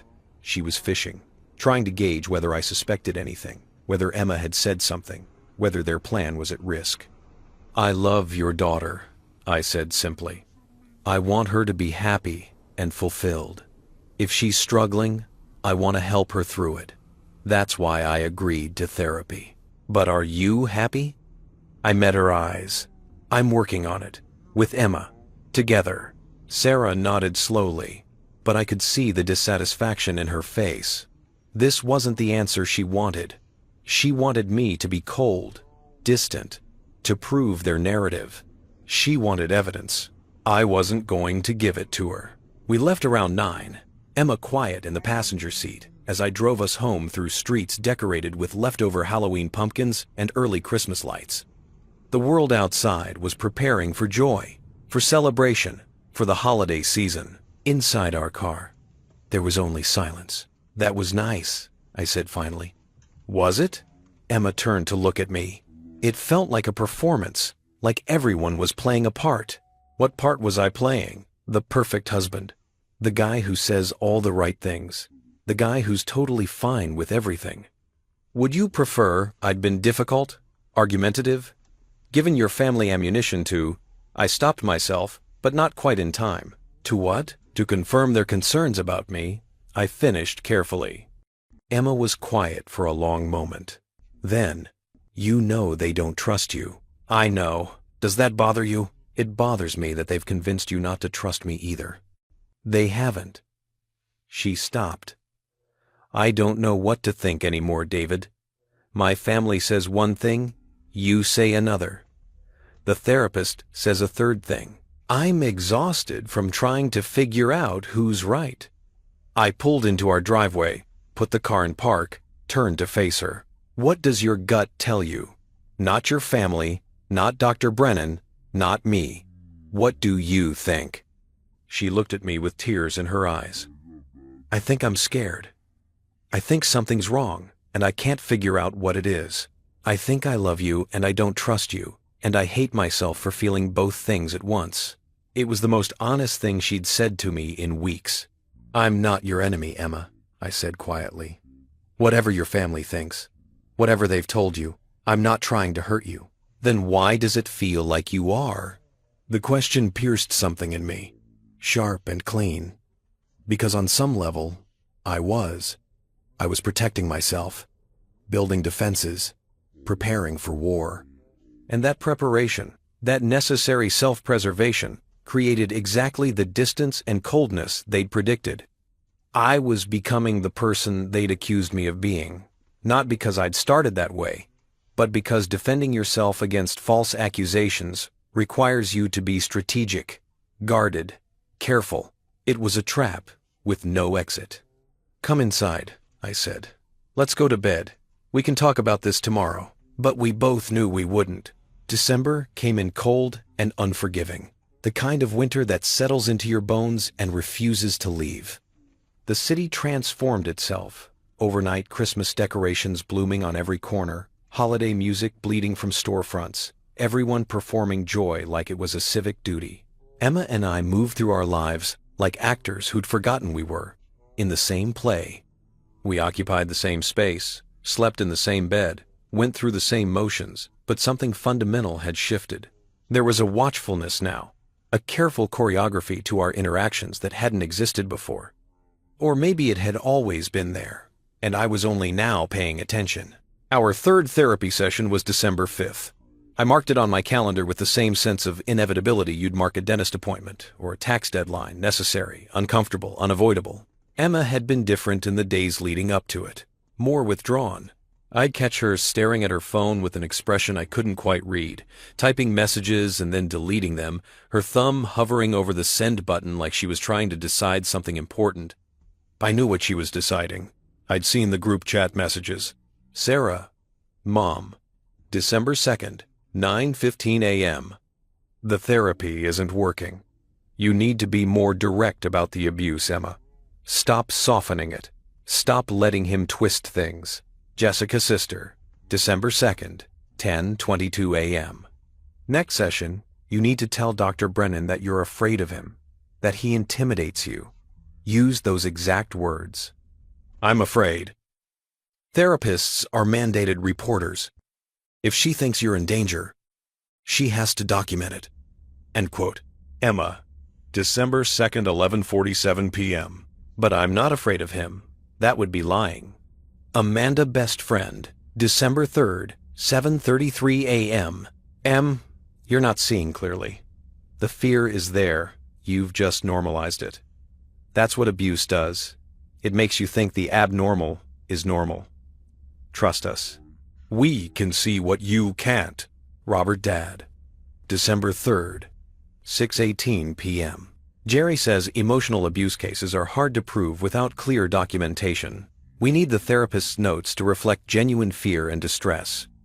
Otherwise, it's just he said, she said, and that doesn't get us the settlement we need. There it was again. The settlement we need. Not the safety Emma needs, or the freedom Emma deserves. The settlement. The money. They'd stop pretending, even to themselves, that this was about anything else. Dr. Brennan's office felt different that Thursday evening. Or maybe I felt different. I was tired, bone-deep, exhausted from maintaining the performance, from being hyper-vigilant about every word, every gesture, every expression, from loving someone who was actively working to destroy me. How was your week? Dr. Brennan asked, settling into her chair with her notepad. Emma spoke first. She'd been doing that lately, jumping in before I could set the tone. I've been thinking a lot about our last session, about what you said regarding my feelings versus David's actions, and I think maybe I haven't been clear enough about how things really are. Emma's hands were clasped tight in her lap, knuckles white. The problem isn't just specific incidents, it's the overall dynamic, the way I feel in this marriage. Dr. Brennan nodded, made a note. Tell me about that. I feel. Emma paused, and I watched her choose her words with the care of someone constructing a building, brick by careful brick. I feel afraid sometimes. Not physically, David has never hit me or anything like that, but there's this emotional intimidation, this sense that if I disagree with him or challenge him, there will be consequences. My stomach dropped. There it was. The script her family had given her, delivered with just enough hesitation to seem authentic. Dr. Brennan's pen stopped moving. What kind of consequences? He withdraws, gets cold, makes me feel like I've done something wrong just by having my own opinion. David, Dr. Brennan turned to me, what's your response to that? I took a breath, forced myself to stay calm. This was the moment. This was where everything could tip one way or the other. I think, I said carefully, that Emma is describing her emotional experience, which is valid, but I don't recognize the behavior she's attributing to me. Yes, sometimes I need space when we disagree. Sometimes I withdraw to process my thoughts, but that's not punishment or manipulation. That's just how I handle conflict. I get quiet. I think things through. Do you feel intimidated in this relationship, Emma? Dr. Brennan asked directly. Emma hesitated. Just for a second, but I saw it, the flicker of doubt, the moment where she had to decide whether to commit to the lie or pull back. Sometimes, she said finally. Yes. Have you ever felt unsafe, physically or emotionally? Another hesitation. Longer this time. Emotionally, yes. Dr. Brennan made a longer note this time, her expression neutral but focused. I want to understand this better. Can you give me a specific example of a time when you felt emotionally unsafe with David? And that's where it fell apart. Because Emma couldn't. She tried. She talked about the Amanda investment conversation again, about times when I'd questioned her decisions, about the general feeling of being controlled. But when Dr. Brennan pressed for specifics, for concrete examples of threatening behavior or actual harm, Emma kept circling back to the same vague claims. It's hard to explain. Emma said, frustration creeping into her voice. It's subtle. It's the way he looks at me sometimes, the tone of his voice, the things he doesn't say. But what does he actually do? Dr. Brennan asked. When you feel this fear, what is David's behavior in that moment? He's calm. Too calm. Like he's in complete control, and I'm not. Dr. Brennan set down her pen. Emma, I want to be very clear about something. Feeling uncomfortable in a relationship is valid. Feeling like power dynamics are unequal is something we should absolutely explore. But fear, genuine fear that creates a sense of being unsafe, that's a serious allegation. And from what you're describing, I'm not hearing behavior that rises to that level. You don't believe me. Emma's voice was flat. I believe you're experiencing distress. What I'm questioning is whether the source of that distress is David's behavior, or whether it might be coming from somewhere else. Like where? Like external pressure, like family dynamics, like internalized expectations about what marriage should look like. Dr. Brennan leaned forward slightly.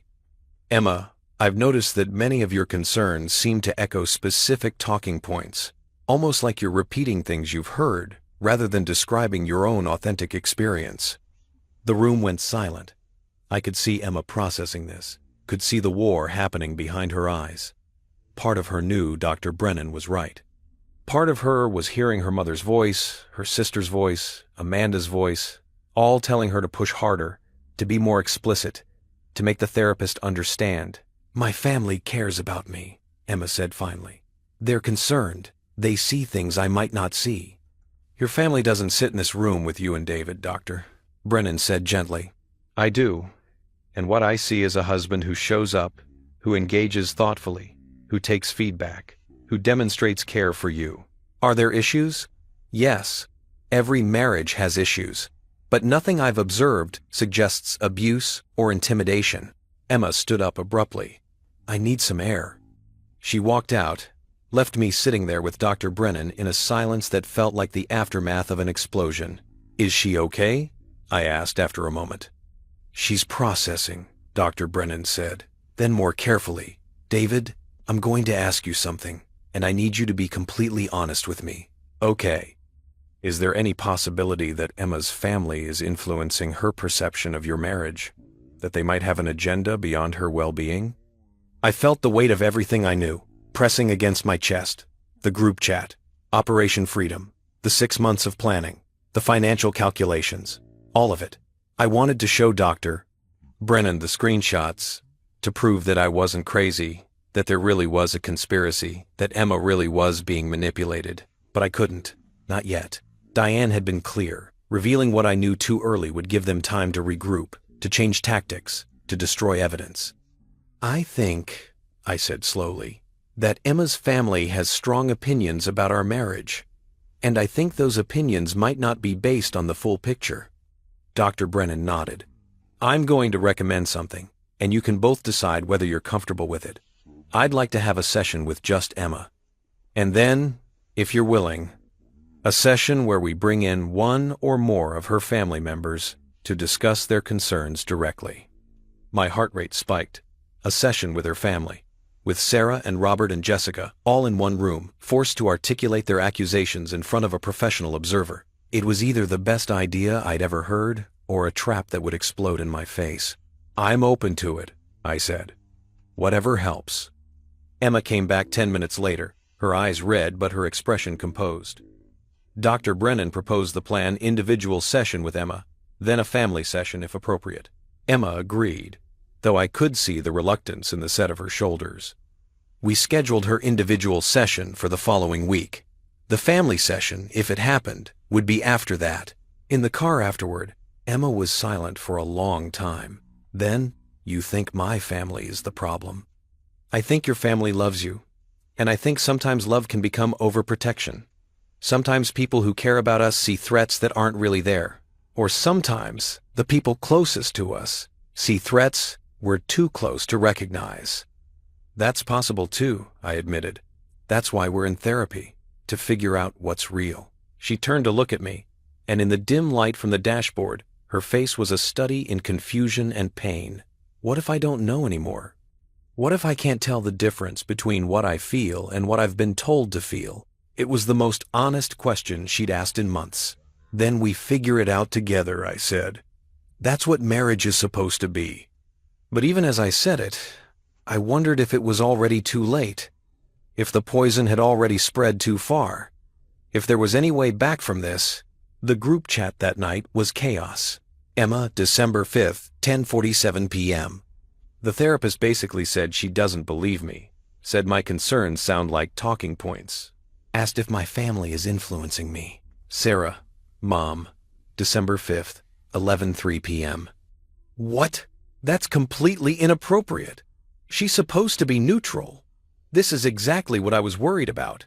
She's been charmed by David and now she's gaslighting you. Jessica's sister, December 5th, 11:15 p.m. You need to report her. File a complaint with the licensing board.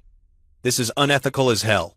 Amanda best friend, December 5th, 11:28 p.m. Or just stop going. This therapist is clearly not equipped to recognize emotional abuse. She's doing more harm than good. Robert Dad, December 6th, 6:42 a.m. Don't stop going yet. Jerry says we need documentation that you tried therapy and it failed. But at the next session, you need to be explicit about your concerns. Tell her the therapist is biased. Get that on record. Emma, December 6th, 7:55 a.m. She wants to do a family session with you guys, to hear your concerns directly. The chat went silent for almost an hour. I could imagine them all, phones in hand, trying to figure out what this meant, whether it was an opportunity or a threat. Sarah Mom, December 6th, 9:12 a.m. Absolutely not. We're not going to be interrogated by some therapist who's already shown she's on David's side. Decline the session. Jessica's sister, December 6th, 9:33 a.m. Agreed. This feels like a trap. She's going to try to make US look like the problem. Robert Dad, December 6th, 10:45 a.m. Hold on, let me talk to Jerry. There might be an angle here. I watched this exchange with a growing sense of not quite satisfaction. Something darker. I was watching them scramble, watching their carefully constructed narrative threatened by the prospect of professional scrutiny. They'd been so confident operating in the shadows, coaching Emma through private messages, building their case where no one could challenge them. But Dr. Brennan had just turned on the lights. I was in my office the next evening when my phone rang. Marcus. "Hey," I answered. "What's up?" "We need to talk. Can you come over?" "Now?" There was something in his voice, urgency mixed with concern. I grabbed my keys. On my way. 20 minutes later, I was sitting in Marcus's living room while his wife, Jennifer, made herself scarce upstairs. Marcus paced, which was unlike him. Marcus was usually the calm one, the steady presence. "I fucked up," he said finally. My stomach dropped. "What happened?" "Emma's sister called me today. Jessica. Said she wanted to talk to me about you. About concerns her family has." "Did you talk to her?" "Not on the phone. She asked to meet for coffee. And like an idiot, I said yes." He ran his hand through his hair. "David, she spent an hour trying to get me to admit that you're controlling, that you isolate Emma, that you have anger issues.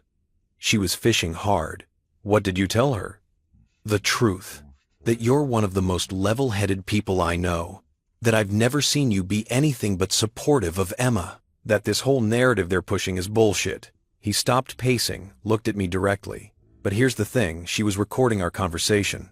I saw her phone on the table, screen on, timer running. She was documenting me defending you. I processed this. So now they have your statement on record." "Yeah, and I'm worried I said something they can twist." "I got heated toward the end. Told her they were poisoning Emma against you.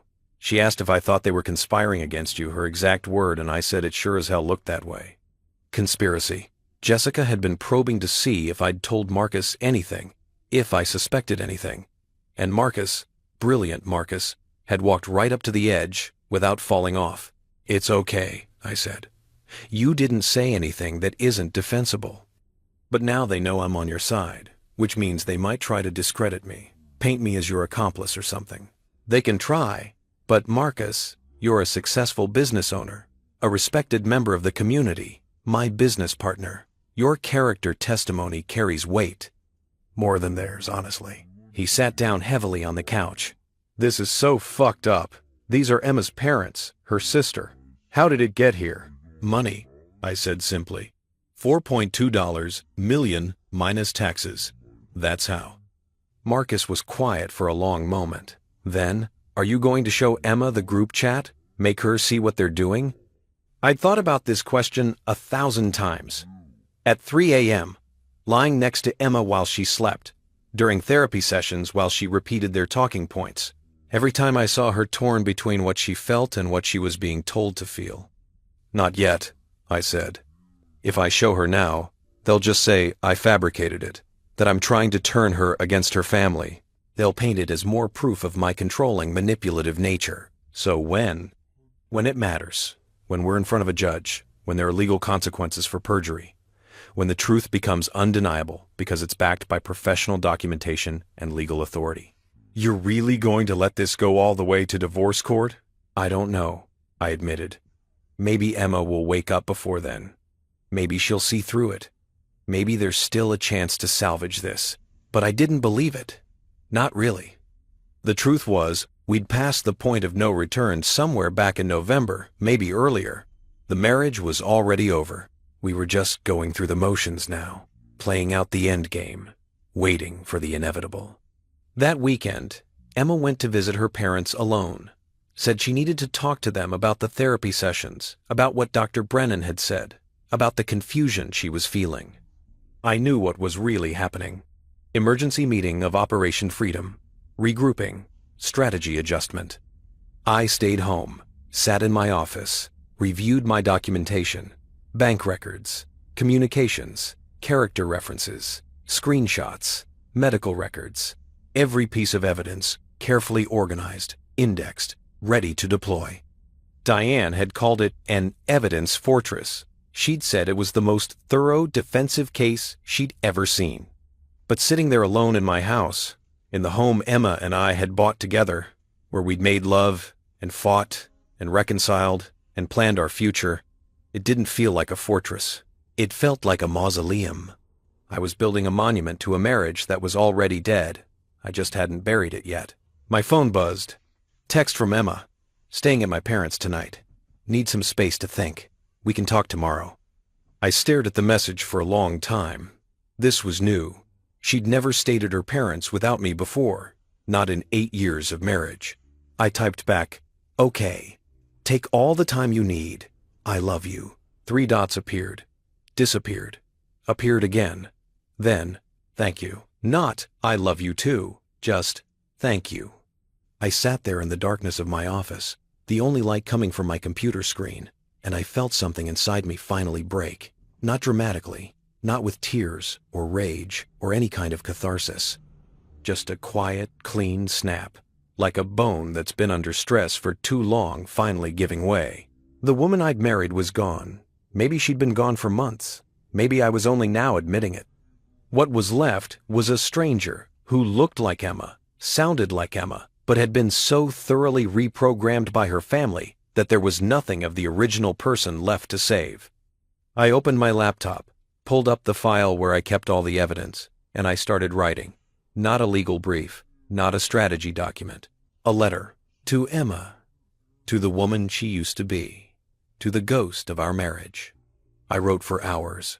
About when we met, about falling in love, about the promises we'd made, about trust and betrayal and how love alone isn't enough when one person's family decides to weaponize them against you. About how I'd known for months what she was planning and had chosen not to confront her, not to stop her, not to fight to save something that had already been destroyed from the inside. About how I'd built my fortress not to hurt her, but to survive her. I wrote until my hands cramped, until my eyes burned, until there was nothing left to say. Then I saved the document in my encrypted files, closed my laptop, and went to bed. Alone. In the house that would soon be just mine. In the life I'd have to rebuild from the ruins of this one. The war was coming, and I was ready. Emma came home Sunday afternoon with the kind of careful casualness that people adopt when they're trying to pretend everything is normal while the world crumbles around them. She let herself in quietly. I heard the key in the lock from my office, heard her footsteps pause in the entryway, like she was gathering courage before proceeding further into enemy territory. Because that's what our home had become. Not a sanctuary. A battlefield with throw pillows and wedding photos. I found her in the kitchen, unpacking groceries she'd apparently stopped for on the way back. Organic blueberries, oat milk, dark chocolate with sea salt. All the things she always bought. All the familiar rituals of a marriage that was bleeding out slowly on our hardwood floors. "Hey," I said from the doorway. She startled, even though she had to have known I was home. "Hey, I picked up some things." "I see that."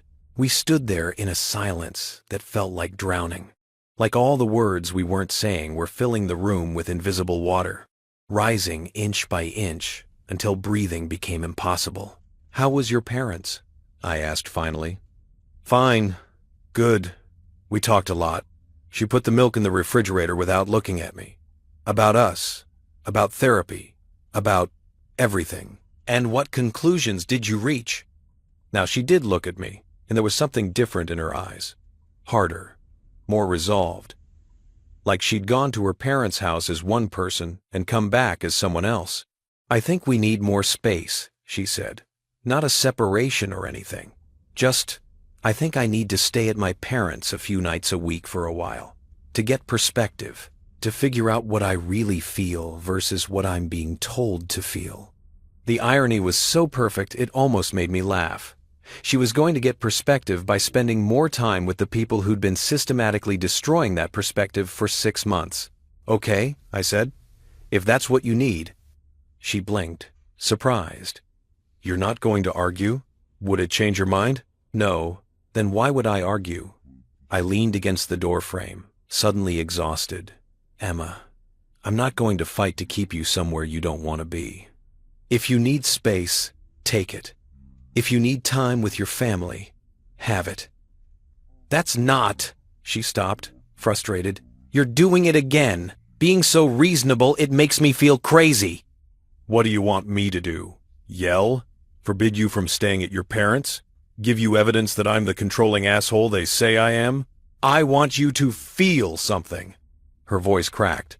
"I want you to be angry or hurt or scared. I want you to fight for us, instead of just accepting everything with this calm, reasonable distance."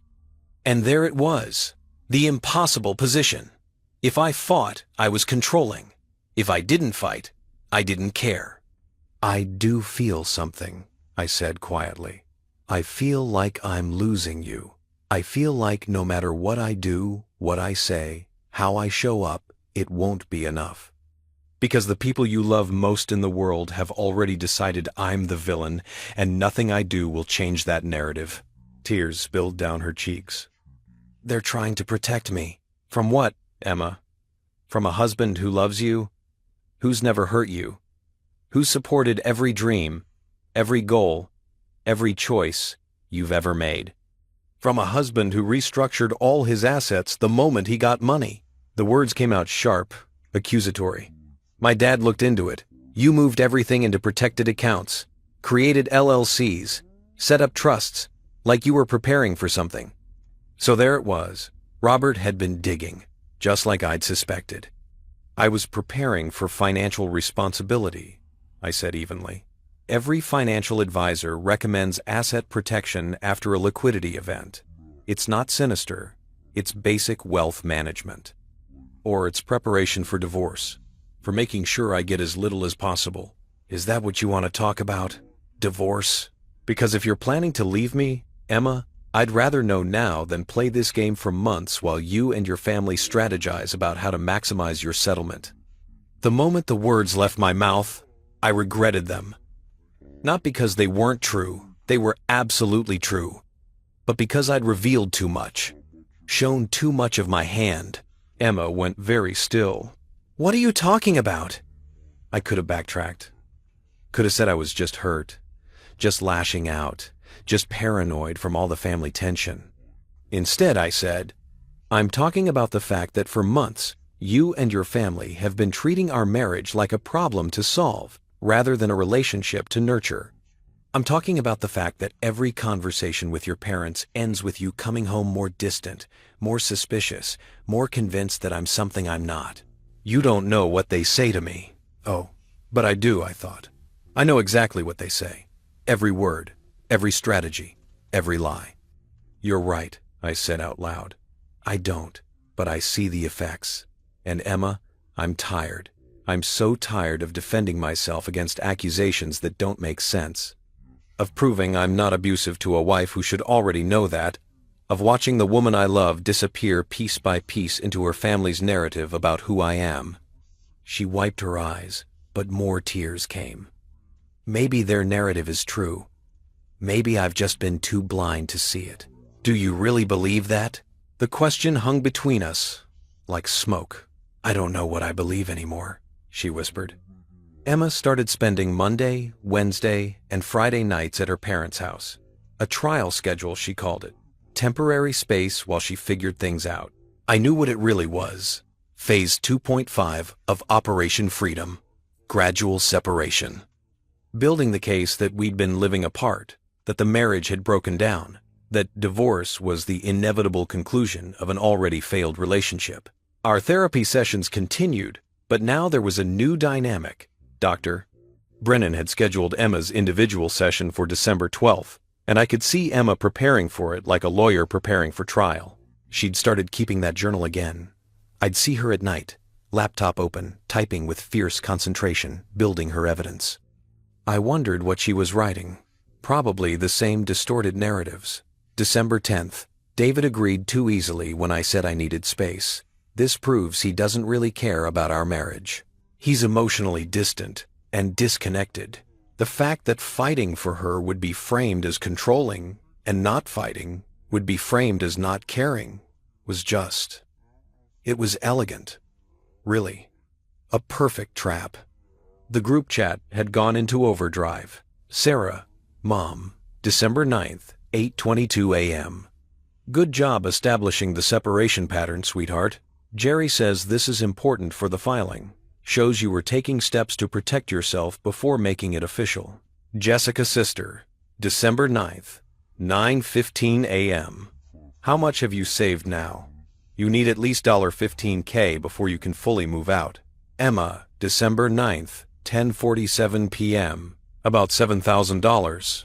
I'm transferring more this week.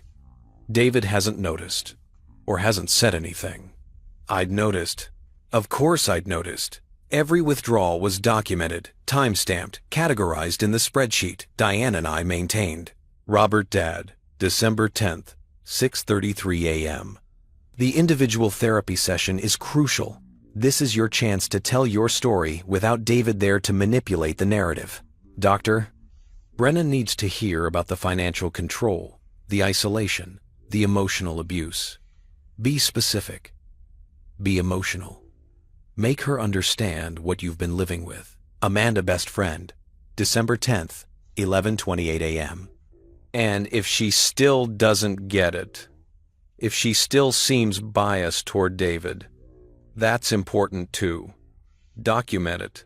We can use that to show the system failed you, that you tried to get help and were gaslit even by professionals.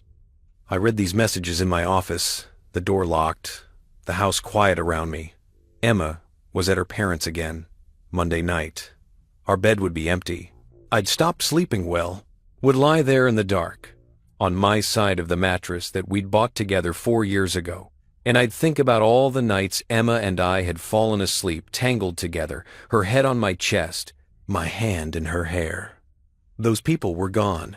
We'd murdered them slowly, day by day, with suspicion and strategy and the careful documentation of our own destruction. December 12th arrived gray and cold, the kind of day that feels like the world is holding its breath. Emma had her individual session at 4 p.m. I knew because it was still on our shared calendar, one of the few things we hadn't separated yet.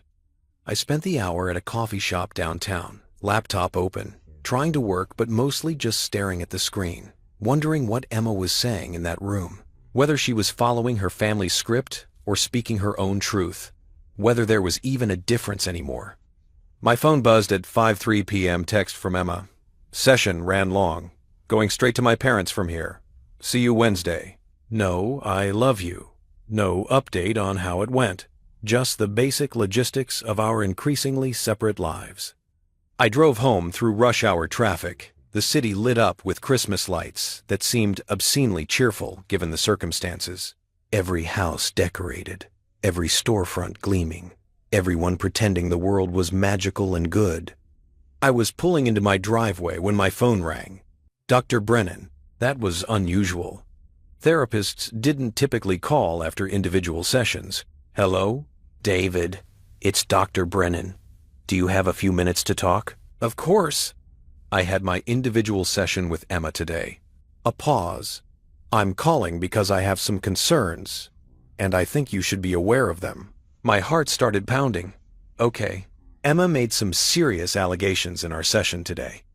She claimed that you've been financially controlling, that you monitor her spending, that you've restructured your assets specifically to keep money away from her. She also said she's afraid of how you might react if she tries to leave the relationship. I sat in my car in the dark driveway, engine off, phone pressed to my ear. Dr. Brennan, I've never been financially controlling. We have a joint account that Emma has full access to. I've never monitored her spending. I review our statements for normal financial management, not surveillance. And the asset restructuring was done for legitimate wealth management purposes after my business acquisition. I understand. And David, I want to be clear based on our couples sessions. I don't see evidence supporting these claims. What I see is someone who's been heavily influenced by outside voices, who's trying to fit her experience into a narrative that doesn't quite match reality. Relief flooded through me, but it was cold relief, clinical, not the warm kind that makes you feel better. But Dr. Brennan continued, I'm also concerned because Emma is clearly in distress, real distress. She's convinced herself, or been convinced, that she's in an unsafe situation, and when someone believes that, regardless of whether it's objectively true, It creates a crisis. What do you recommend? Honestly, I think we need that family session. I need to hear directly from her parents and sister what they're telling Emma. Because either they're seeing something I'm not, or they're actively contributing to her distress. Either way, we can't move forward without addressing it. And if they refuse to come? Then that tells us something too, doesn't it? Dr. Brennan's voice was gentle but firm. David, I'm going to be direct with you. I think Emma is being manipulated. I think her family has an agenda that may not be about her well-being. But I can't say that to her, not yet, not without proof. She needs to see it for herself. Will she see it? I don't know. Some people wake up. Some people don't. We talked for a few more minutes. Logistics, next steps, scheduling. Dr. Brennan would propose the family session at our next couples appointment. She'd frame it as necessary for Emma's healing, for understanding the full context of her concerns. When I hung up, I sat in my car for a long time, watching the Christmas lights on my neighbor's house blink on and off in precise rhythm. Red, green, white. Red, green, white. A pattern, predictable, meaningless.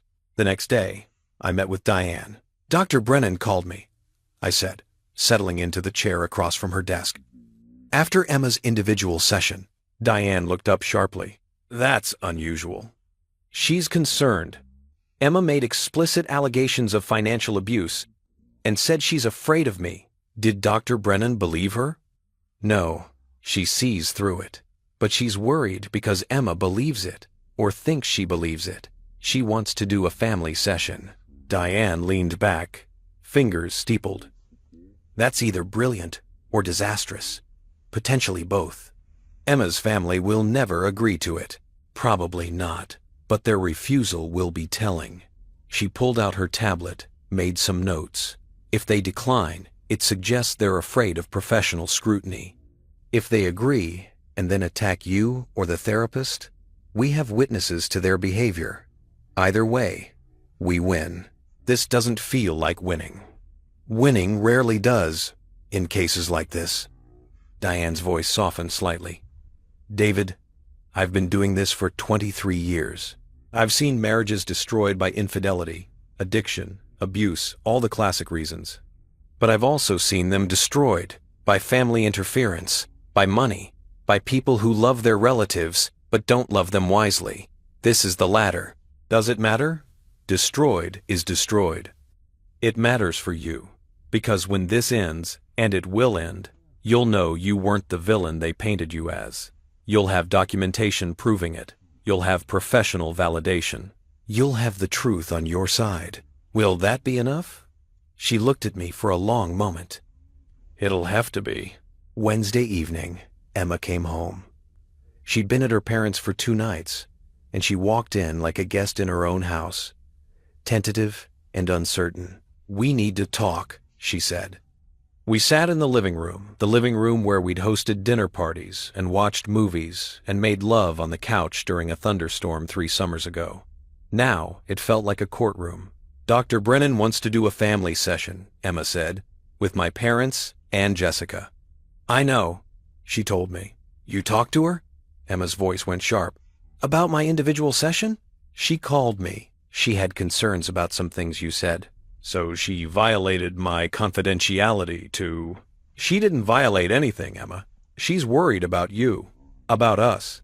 She thinks your family's involvement in our marriage might be part of the problem. My family is trying to help me. Are they? I leaned forward, keeping my voice calm even though my heart was racing. Because from where I'm sitting, every conversation you have with them leaves you more confused, more anxious, more convinced that I'm someone I'm not. That doesn't sound like help. That sounds like poison. Don't talk about my family like that. Then tell me I'm wrong. Tell me that spending time with them makes you feel better about us, about our marriage, about me. She opened her mouth, closed it, couldn't. The family session, I said quietly. Are they going to agree to it? I don't know. They think Dr. Brennan is biased, that she's already on your side. Or maybe they're afraid of being questioned by someone who can see through their narrative. You sound paranoid. Do I? I stood up. walked to the window. Outside, the December darkness was absolute. Emma, answer me honestly. Do you actually believe I'm abusive? That I control you? That I've isolated you from your family and friends? Silence. Do you believe, I continued, turning to face her, that I restructured my assets to screw you over in a divorce I didn't even know was coming? Her face went pale. I never said divorce. Your father did, to his lawyer friend Jerry, the one who's been advising your family on how to build a case against me. I watched the realization hit her that I knew more than I'd been letting on, that I'd been aware of things, that maybe I wasn't as oblivious as she'd thought. She started. It doesn't matter how. What matters is that this has all been a performance, Emma. Your family's performance, with you as the star. And I've been watching from the audience, knowing exactly how it ends, unable to stop it because stopping it would just prove I'm everything they say I am. She stood up, shaking. I can't do this right now. You never can. That's the point. Every time we get close to the truth, you retreat. Back to your parents. Back to their version of reality. Back to the narrative where I'm the villain and you're the victim. Maybe you are the villain. The words came out raw, desperate. Maybe I just can't see it because I've been gaslit for so long. By whom, Emma? By me, who's never laid a hand on you, never controlled your money, never prevented you from seeing your family or friends? Or by them, who've spent 6 months convincing you that normal marriage conflicts are actually abuse? She grabbed her purse, headed for the door. I'm going back to my parents. Of course you are. She paused in the doorway, turned back. The family session. They're not going to agree to it. I know. Dr. Brennan will think that means something. That they're hiding something. Are they? She looked at me with tears streaming down her face. I don't know. I don't know anything anymore. Then she was gone, the door closing behind her with a soft click that sounded like an ending. I stood alone in our living room, surrounded by the furniture we'd chosen together, the art we'd collected, the life we'd built, and I felt something settle into place. A decision. A resignation. The marriage was over. All that remained was the paperwork. Christmas music started playing in every store, on every street corner, relentless and hollow. The world insisted on joy while my marriage decomposed in real time, and the cognitive dissonance was enough to make you question reality itself. Emma's family declined the therapy session. Dr. Brennan called me on December 15th to deliver the news, her voice carrying a professional neutrality that didn't quite mask her opinion. Sarah Mitchell called my office this morning, she said. She stated that the family doesn't feel comfortable being interrogated by a therapist who has already demonstrated bias toward you. She said they've consulted with their own counselor who agrees that family therapy in this situation would be inappropriate. Their own counselor, I repeated. Let me guess, someone who's heard only their version of events? I would assume so. David, I want to be clear about what this means from a clinical perspective. When a family refuses to participate in therapy that could benefit their loved one, when they characterize professional inquiry as interrogation, when they seek validation from sources that only hear their narrative, these are red flags. Can you tell Emma that? I can share my observations. Whether she hears them is another matter. Dr. Brennan paused. I'm recommending we continue couples therapy, but I'm also recommending that Emma seek individual therapy with someone other than me. Someone who can help her explore her family dynamics without the complication of also treating your marriage.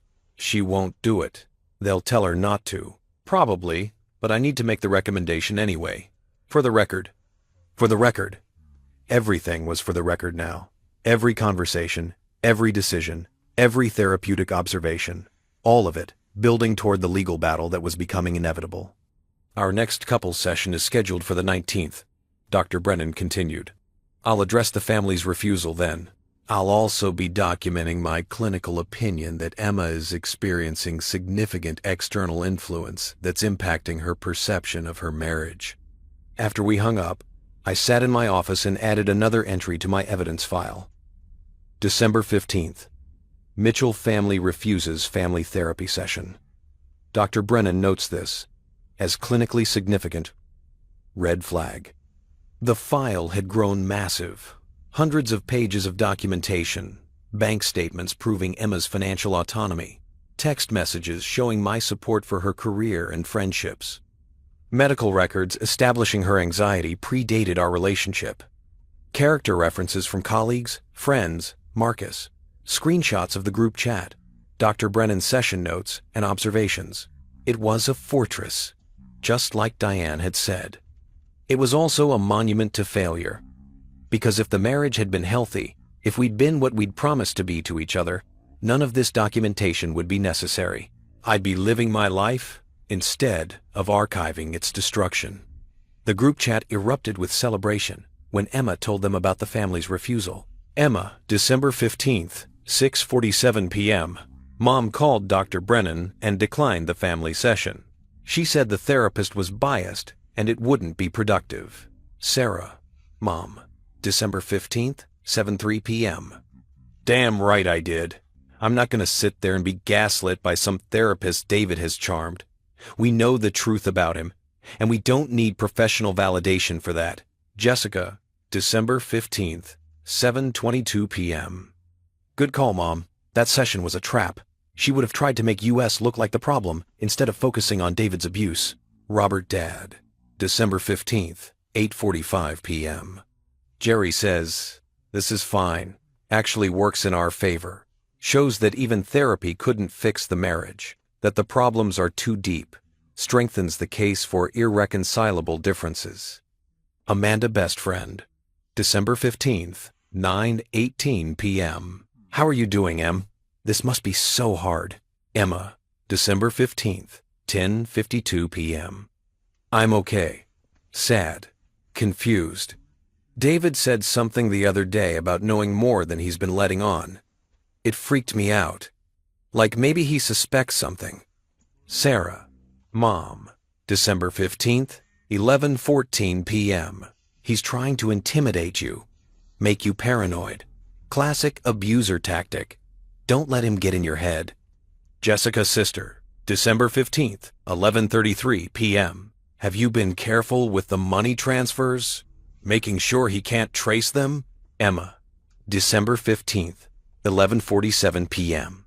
Yeah, I use the ATM at the grocery store. Take out cash. Deposit it at Mom and Dad's bank. Nothing that would show up as a direct transfer to another account. I read this exchange 3 times, each reading revealing new layers of calculation. They'd thought through everything. The logistics, the optics, the legal strategy. This wasn't amateur hour. This was a coordinated operation executed by people who'd consulted lawyers and planned for contingencies. The only thing they hadn't planned for was me knowing about it from the beginning. Our therapy session on December 19th felt like a funeral. Emma arrived separately. She'd started doing that, saying she needed the drive time to mentally prepare. We sat on opposite ends of Dr. Brennan's couch, a canyon of space between us that might as well have been miles. I spoke with Emma's mother this week, Dr. Brennan began, regarding the family session. She declined to participate. I know, Emma said quietly. She told me. Can you help me understand her concerns? Emma shifted uncomfortably.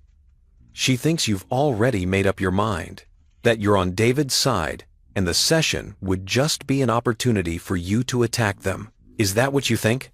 I don't know what to think anymore. Dr. Brennan made a note. Emma, I want to share something with you, and I need you to really hear it. In my professional opinion, based on months of observation, your family's characterization of David as abusive or controlling is not supported by the evidence I've seen. What I have seen is a husband who shows up, engages honestly, takes feedback, and demonstrates consistent care for you. You don't see what happens at home, Emma said, her voice defensive. You're right, I don't. Which is why I've asked for specific examples, for concrete instances of controlling or abusive behavior. And Emma, you haven't been able to provide them. What you've provided are your feelings, which are valid, but feelings alone don't constitute abuse. So you're saying I'm making it up? Tears started down Emma's face. I'm saying I think you've been told you're being abused so many times that you've started to interpret normal relationship dynamics through that lens. And when your family refuses to come to a session where their claims might be examined, when they characterize professional inquiry as attack, That suggests to me that they're not interested in your healing. They're interested in maintaining their narrative. Emma stood up abruptly. I can't do this. Emma, Dr. Brennan started. No, I'm done. I'm done with therapy. I'm done with being told I'm too influenced by my family. I'm done with all of it. She grabbed her purse, looked at me with something that might have been hatred, or might have been desperation, or might have been both. I want a divorce. The words landed in the room like a bomb, and in the ringing silence that followed, I felt something I hadn't expected. Relief. Finally, we could stop pretending, stop performing, stop going through the motions of a marriage that had been dead for months. Okay, I said quietly. Emma blinked. What? Okay. If that's what you want, then okay. I'm not going to fight you on it. She looked stunned, like she'd expected me to beg, to plead, to give her evidence of my desperation that she could document and use. Just like that? Just like that. Emma, I love you. Or, I loved who you were before all this. But I'm not going to force you to stay in a marriage you want to leave. You're right. We're done.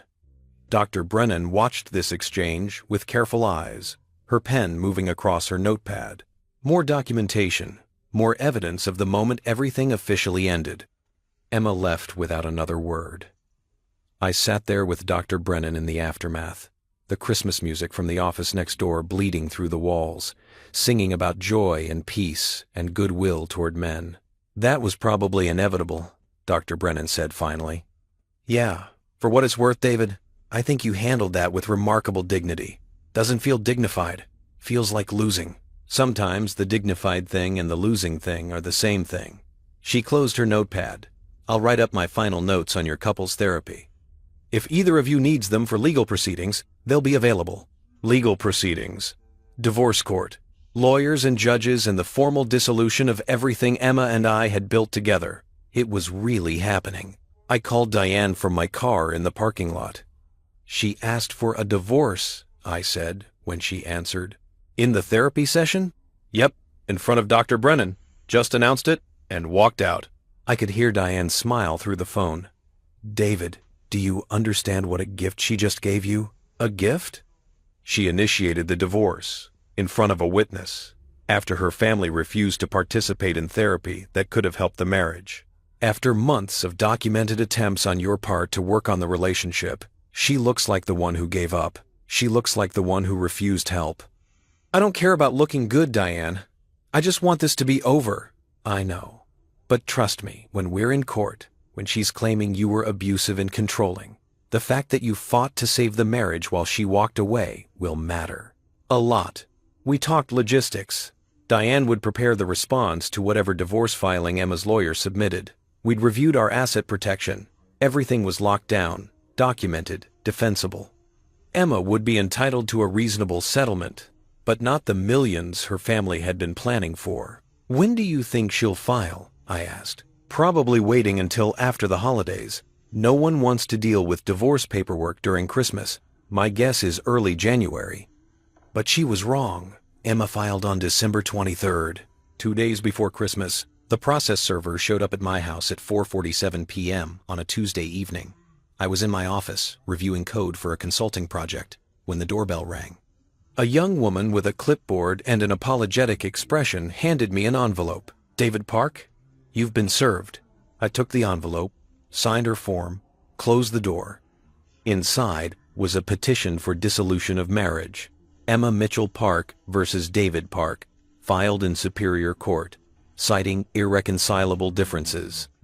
There were other documents too. A request for temporary spousal support, a motion for temporary restraining order based on alleged emotional abuse and financial control, an emergency request for access to joint accounts and assets.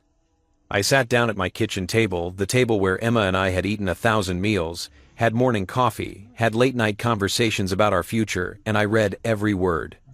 The petition painted me as a controlling, emotionally abusive husband who had isolated Emma from her family, monitored her finances, and created an environment of fear and intimidation. It claimed I had restructured my assets, specifically to hide money from her. It requested that the court award her 50% of all marital assets, including my business acquisition proceeds, the house, and my retirement accounts. It was Operation Freedom, finally executed. 6 months of planning, finally in black and white legal text. Everything they discussed in that group chat, now filed with the court, as if it were truth. I called Diane. She filed, I said, including a request for a restraining order. Based on what allegations? I read her the relevant sections: emotional abuse, financial control, intimidation, fear for her safety. Diane was quiet for a moment. Then, file the screenshots. What? The group chat. All of it. File it with your response. Let her family see that you know. Let them see that you've known from the beginning. Let them see that every move they planned, you documented. Let them see that their operation was transparent from day one. That'll destroy any chance of reconciliation. David, her voice was gentle but firm, there is no reconciliation. She filed for divorce 2 days before Christmas and requested a restraining order against you. She's not coming back. The only question now is whether you're going to let her lies stand unchallenged or whether you're going to fight back with the truth. I looked around my kitchen, at the photos on the refrigerator, Emma and me at the beach, at Jessica's wedding, at our own wedding 8 years ago. Young and happy and convinced we'd figured out how to be in love forever. We'd been so stupid, so naive, so unprepared for what money and family and suspicion could do to even the strongest foundation. File everything? I said. Every screenshot, every piece of evidence, every documentation of every lie. I want them to know that I know. I want them to see exactly how thoroughly they failed. Christmas Eve, I spent alone. Emma had already cleared out more of her things while I was at work. Clothes, toiletries, books, half the photo albums. The house felt empty in a way that had nothing to do with missing objects, and everything to do with missing the life those objects represented. Marcus called around 7 p.m. Come over. Jennifer made too much food, and we're not letting you sit alone on Christmas Eve. I almost said no. Almost stayed in my empty house with my evidence files, and my legal documents, and my vindication. But I went. Marcus and Jennifer's house was warm and loud, and full of their kids' chaos. They'd invited me knowing I was in the middle of a divorce, knowing I was probably miserable, and they made space for me anyway. Didn't ask invasive questions, didn't offer platitudes, just gave me a seat at their table and treated me like family. Over dinner, Marcus's oldest daughter asked me, "Where's Aunt Emma?" The table went quiet. "She's with her family tonight," I said. "We're spending Christmas separately this year." "Are you getting divorced?" "Sophia," Jennifer started, but I held up a hand. "It's okay." "Yeah, Sophia, we are. That's sad." "It is sad, but sometimes people can't figure out how to stay together even when they want to. Sometimes families get broken and you can't fix them." She thought about this seriously. "My friend Lucy's parents got divorced. Her dad married someone new, and now she has a stepmom she likes better than her real mom." "Sophia, that's not..." Marcus tried to intervene. "It's true, Dad," Lucy told me. Everyone laughed, and the tension broke, and I felt something in my chest loosen slightly. The world would keep turning. Kids would keep saying inappropriate things at dinner. Life would keep happening whether my marriage survived or not. Later, after the kids were in bed, Marcus and I sat in his living room with bourbon and the kind of comfortable silence that only comes from decades of friendship. "You doing okay?" he asked. "No, but I will be. The restraining order is bullshit." "I know. You're going to fight it?" "With every piece of evidence I have." He nodded, took a sip of his drink. "I wrote you a character reference. Gave it to your lawyer last week. Talked about the 20 years I've known you, the kind of person you are, how you've always treated Emma. Figured it might help." I felt my throat tighten. "Thank you." Also told them I'd testify. In court, if it comes to that. About the conversation I had with Jessica, about how they're orchestrating this whole thing. I'm not letting them destroy you, David. Not without a fight. We sat there in the quiet, 2 men in their 30s who'd thought they had life figured out, learning that you never really do. You know what the worst part is? I said after a while. I still love her.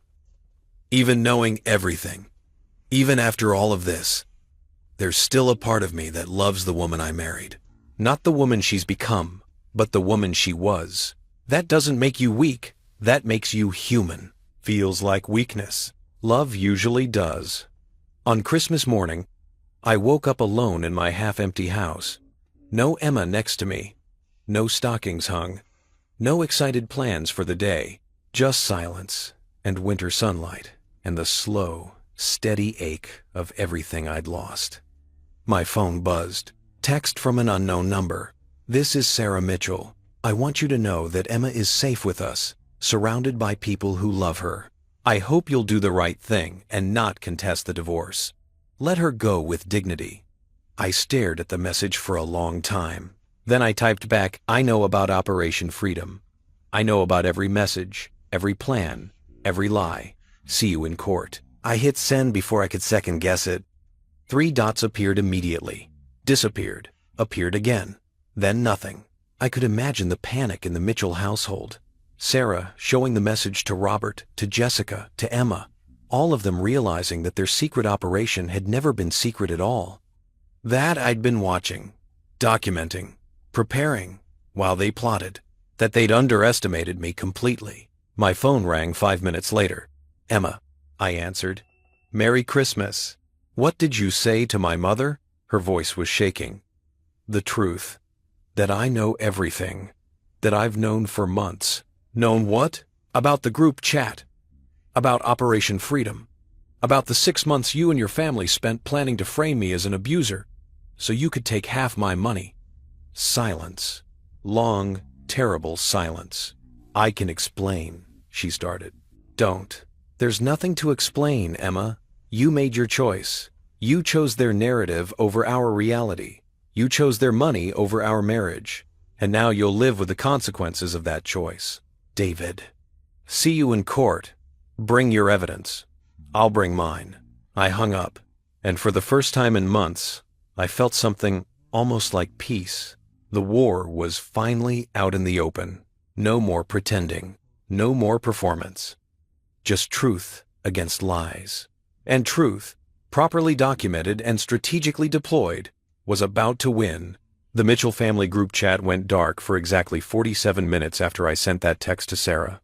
47 minutes of what I imagine was pure chaos, phones being passed around, voices raised, accusations flying about who had been careless, who had exposed them, how I could possibly know.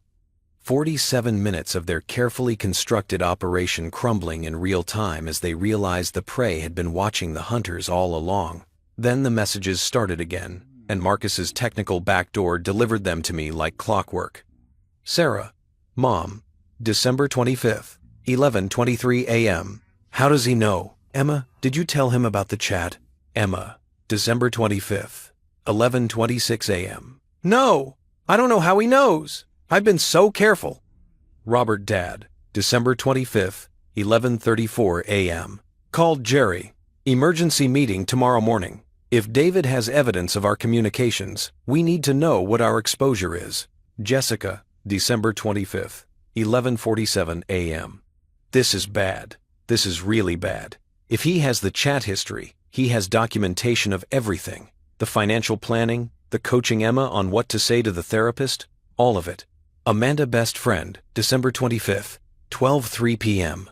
Can he actually use that in court? Isn't it illegal to access someone else's private messages? Robert Dad, December 25th, 12:28 p.m. Jerry says if he accessed them illegally, they'd be inadmissible. But if someone gave him access, or if Emma's phone was somehow compromised legally, we might be in trouble. Life. Sarah. FMA. December 25th, 1:15 p.m. Emma, think carefully. Did you ever leave your phone unlocked around him? Did he ever have access to your devices? Emma, December 25th, 1:47 p.m. I don't know. Maybe? I mean, we lived together. He could have looked at my phone while I was sleeping or in the shower, or... God, I feel so stupid. I read these messages in my office, Christmas dinner from Marcus and Jennifer's house, sitting cold on a plate beside me. They were scrambling, trying to construct a narrative where I was the villain who'd violated Emma's privacy rather than the target of their conspiracy. The beautiful irony was that I hadn't violated anything. Sarah had added me to the chat herself by accident at 2:43 a.m. on that November morning that felt like a lifetime ago. Everything I knew because they'd made a mistake. One mistake, one careless thumb swipe in the middle of the night. That's all it took to unravel 6 months of planning. My phone rang on December 26th at 9:47 a.m., unknown number. I let it go to voicemail. The message was from a man who introduced himself as Gerald Jerry Pemberton, attorney at law, representing Emma Mitchell Park in her dissolution of marriage proceedings. Mr. Park, his voice was smooth, practiced, the voice of someone who'd made a career out of conflict. I'm calling to discuss the allegations you've made regarding private communications between my client and her family. I'd like to offer you an opportunity to resolve this matter amicably before we proceed with formal discovery. Please call me back at your earliest convenience. I forwarded the voicemail to Diane with a single line. They're worried. Her response came within minutes. Good. Let them worry. Don't call him back. Let's file our response first. We set the tone, not them. Diane's office on December 27th was quiet. Most of the building was still on holiday hours. But she'd come in specifically for this. We sat at her conference table, and she spread out the response documents like a general laying out battle plans. We're filing a comprehensive response to Emma's petition, she said, pulling up the first document on her tablet. Point by point, we're going to refute every allegation, but more importantly, we're attaching exhibits. She handed me a USB drive. This contains everything. Screenshots of the group chat, time-stamped and authenticated. Financial records proving Emma's access to funds. Dr. Brennan's therapy notes, character references, medical records, bank statements, everything. I held the small drive in my palm, 8 gigabytes of evidence, the complete record of my innocence and their conspiracy, reduced to something that weighed less than an ounce. The restraining order hearing is scheduled for January 4th, Diane continued. That's when this all becomes real. Emma's lawyer will argue that you're a threat to her safety, that she needs protection from you. We'll argue the opposite, that she's fabricating abuse claims as part of a coordinated effort to gain financial advantage in the divorce. And we'll show them the chat. We'll introduce it into evidence. Every message, every strategy session, every moment where they coached her on what to say, how to act, what narrative to build. Diane's smile was sharp. David, by the time we're done, the judge won't just deny the restraining order. They'll question every single allegation Emma has made. What about Jerry, her lawyer? He's good, expensive. But here's the thing about expensive lawyers. They don't like surprises. They especially don't like discovering that their client has been lying to them, that the case they thought they were building is actually a conspiracy to commit fraud. She leaned back. When Jerry sees this evidence, he's going to have a very serious conversation with Emma and her family about their exposure. Exposure to what? Criminal charges, potentially. Conspiracy to commit perjury, fraud, filing false claims with the court. At minimum, it'll destroy Emma's credibility completely. She won't get the settlement they were hoping for. She'll be lucky to walk away with anything beyond basic community property. I should have felt triumphant, vindicated. This was everything I'd been working toward for months, the moment when the truth would be revealed, when the lies would collapse under the weight of documentation. Instead, I felt empty. Because winning this way meant the permanent destruction of someone I'd once loved. It meant standing in a courtroom and systematically dismantling Emma's credibility, her character, her claims. It meant turning the final chapter of our marriage into a public spectacle of betrayal and recrimination. What if I don't want to do this? I asked quietly. Diane looked at me seriously. Then you withdraw your response, accept the restraining order, and let her narrative stand unchallenged. You give up your right to defend yourself. You let the court believe you're an abuser. You accept whatever settlement terms she demands. And if I do that, you lose everything. Your reputation, your assets, your sense of justice. And Emma learns that lies work. That she can destroy someone's life without consequences, that her family's manipulation was the right strategy all along. I thought about Emma sitting in her parents' house right now, probably at their kitchen table, surrounded by the people who'd convinced her to do this. Was she having second thoughts? Regrets? Or had they closed ranks around her, reassured her that I was bluffing, that the evidence couldn't be real, that everything would work out according to their plan? File it, I said. All of it. The response was filed on December 28th at 2:33 p.m. By 4:15 p.m., my phone started ringing. Jerry Pemberton, 3 times in a row. I didn't answer. At 5:47 p.m., Emma called. I let it go to voicemail. Her message was barely coherent. Tears, confusion, anger, all mixed together. How could you? Those were private conversations with my family. You had no right. My lawyer says you've committed a serious violation of my privacy. You're just proving you're exactly what they said you were. Call me back, David. Call me back right now.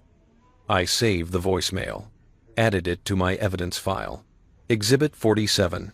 Emma's voicemail, demonstrating continued manipulation by family, claiming privacy violation for messages I was legally added to. Everything was evidence now. Every word, every action, every emotional outburst, all of it could be documented, categorized, used. It was clinical, efficient, utterly devoid of humanity. It was survival. At 8:23 p.m., a different number called. I recognized it from Emma's contact list in my phone. Jessica. I answered this one. You bastard, she said without preamble. You absolute bastard. Do you have any idea what you've done to my sister? I've defended myself against false allegations. That's what I've done. Those were private family conversations. You had no right to spy on us. I didn't spy. Your mother added me to the chat by accident. Everything I know because I was a legitimate participant in the conversation, however briefly. You're going to use those messages to destroy Emma in court, to make her look like a liar. I'm going to use those messages to demonstrate the truth, which is that your family coordinated a campaign to frame me as an abuser so Emma could get a larger divorce settlement. That's not me making her look like a liar, Jessica. That's her being a liar. She's not lying. You are controlling. You are emotionally abusive. Just because you found some messages where we were trying to help her doesn't change what you are. Then I'll see you in court. Bring your evidence. Bring your testimonies. Bring whatever proof you have that I'm this monster you've created, and I'll bring mine. We'll let a judge decide who's telling the truth. She was quiet for a moment. Then, softer. She loves you, you know. Even now. Even after everything. Some part of her still loves you. No, I said. She loves who she thought I was, before you convinced her otherwise. The person she loves doesn't exist, Jessica. You made sure of that. I hung up before she could respond. The days between December 28th and January 4th were strange suspended time, like waiting for test results or verdict readings or any other moment when your life might fundamentally change direction. Emma moved the rest of her things out on December 30th. I made sure to be at Marcus's house during the move. Didn't want to be there. Didn't want the confrontation or the emotion or the final visual of our life together being boxed up and carted away. When I came home that evening, the house was different. Not just empty or surgically altered. She'd taken half of everything with mathematical precision. Half the books, half the art, half the kitchen equipment, half the photos, including all the ones of her family, leaving behind only the pictures of us together and my family. The bedroom was the worst. Her side of the closet was completely bare. No clothes, no shoes, no jewelry box. The dresser drawers that had been hers were empty. Even her pillow was gone from the bed. It looked like a crime scene. Like someone had been erased. I stood in our bedroom, my bedroom now, and I tried to feel something. Grief, anger, relief, anything. But there was just numbness. A protective coating that my brain had developed over months of sustained emotional warfare. On the kitchen counter, she'd left a note. David, I know you think this is all calculated, that my family manipulated me. that I'm the villain in your story. Maybe from where you're standing, that's how it looks. But from where I'm standing, I'm terrified. I'm confused. I don't know what's real anymore. I don't know if you're the person I married or the person my family sees. I don't know if my feelings are my own or if they've been planted there. I just know I can't do this anymore. I can't live in a marriage where we're both constantly defending ourselves, collecting evidence, treating love like a legal proceeding. The restraining order hearing is in a few days. My lawyer says your evidence doesn't matter, that accessing those messages was illegal, that the judge will see through your tactics. I don't know if that's true. I don't know anything anymore. I'm sorry. For all of it. For my part in how we got here. For whatever that's worth. I read the note 3 times. Then I photographed it, added it to my evidence file. Exhibit 48. Note from Emma acknowledging confusion about whether her feelings are authentic or implanted by family, and filed it away. Then I sat at my kitchen table, and I cried. Not the dramatic, cathartic crying of movies, where the protagonist breaks down and emerges stronger. Just quiet tears. The kind that come from exhaustion more than grief. The kind that your body produces when it's processed too much for too long, and something has to give. I cried for the marriage we could have had, for the people we'd been before. Money and family and suspicion had poisoned everything. For the future we'd planned that would never exist, the kids we'd never have, the trips we'd never take, the decades of partnership that had been reduced to legal filings and evidence exhibits. I cried until there was nothing left. Then I went to bed alone in my half-empty house and slept dreamlessly for the first time in months. January 4th arrived cold and clear, the kind of winter morning where everything looks sharp-edged and unforgiving. The courthouse was downtown, a brutalist concrete building that seemed designed to intimidate. I met Diane in the lobby at 8:30 a.m., both of us carrying briefcases, full of documentation, ready for war. Emma will be here with Jerry, Diane said as we went through security. Her family will probably be here too, for support. I need you to stay calm, no matter what happens. Don't react to anything they say or do. Let me handle everything. What are the chances the judge grants the restraining order? Without our evidence? High. These orders are usually granted as a precaution, but with our evidence? She smiled. We're about to make legal history, David. I've never seen a case where the respondent had this level of documentation proving the petitioner's claims were fabricated. We took the elevator to the 4th floor, walked down a hallway that smelled like floor polish and anxiety. Courtroom 4B, Family Law Division. Emma was already there, sitting on a bench outside the courtroom with Jerry Pemberton, a silver-haired man in an expensive suit who looked exactly like what he was, a lawyer who specialized in extracting money from divorces. Emma's entire family was there too, Sarah and Robert sitting on either side of her like bodyguards, Jessica standing nearby with her husband Mark, who looked uncomfortable, like he didn't want to be there. Amanda was there too, arm around Emma's shoulders, whispering something in her ear. They all looked up when I walked in. The hatred in their eyes was palpable, physical, like I could feel it radiating across the space between us. Sarah stood up. You have some nerve showing up here, after what you've done. Diane put a hand on my arm, a gentle reminder to stay quiet. She addressed Jerry instead. Counselor, I trust you've reviewed our response and exhibits? Jerry's expression was carefully neutral, but I could see the tension in his jaw. We have. My client maintains that those communications were obtained illegally and should be inadmissible. Your client's mother added my client to the group chat herself. The messages were obtained legally as a participant in the conversation, but we can certainly argue admissibility before the judge if you'd like. Before Jerry could respond, a bailiff opened the courtroom doors. Hearing for Mitchell Park versus Park. All parties inside. The courtroom was smaller than I'd expected. Wood paneling, fluorescent lights, a judge's bench that dominated the space. The Honorable Margaret Chen presiding, according to the nameplate. We took our positions, Emma and Jerry at one table, Diane and me at the other. Emma's family filed into the gallery behind her, a wall of support and hostility. Judge Chen entered, and we all stood. She was in her 60s, with steel-gray hair and the kind of face that had seen every variety of human messiness and stopped being surprised by any of it. Please be seated. This is a hearing on the petitioner's request for a temporary restraining order.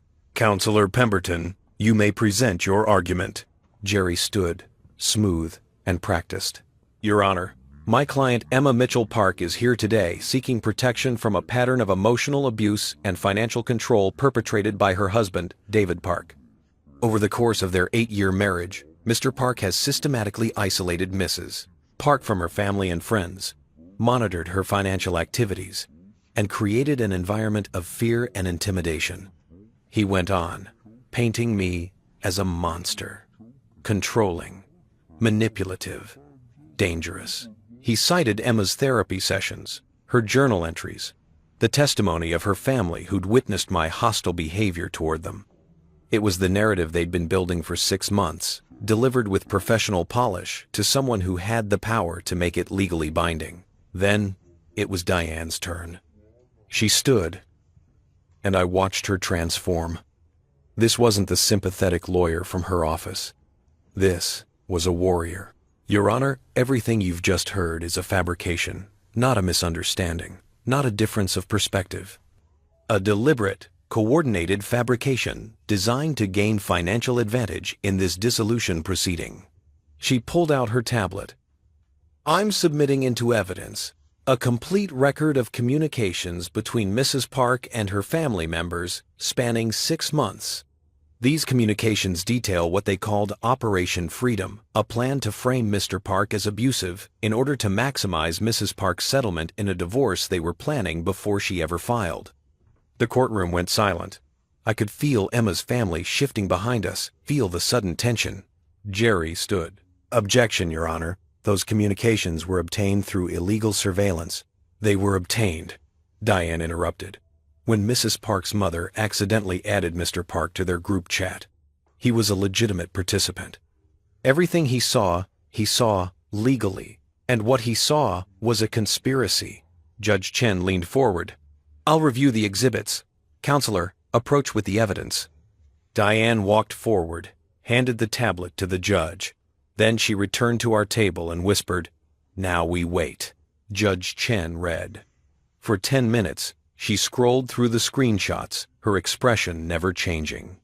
10 minutes. That felt like hours. Then she looked up at Emma. Mrs. Park, did you participate in these conversations? Emma stood, trembling. Yes, but did you and your family coordinate a plan to document false claims of abuse against your husband? It wasn't like that. I really was feeling. Did you? Judge Chen's voice was steel. Knowingly make false statements to your therapist about your husband's behavior? Emma looked at Jerry, at her mother, at me. I don't know, I thought. They told me. Judge Chen set down the tablet. Request for restraining order denied. Mrs. Park, I'm ordering you and your attorney to meet with opposing counsel to discuss withdrawal of several allegations in your divorce petition. If you proceed with claims that this evidence contradicts, you may face sanctions for filing false statements with this court. She looked at Sarah and Robert. As for you, I suggest you consult with your own attorneys about your potential liability here. This court does not look kindly on parties who conspire to fabricate abuse claims.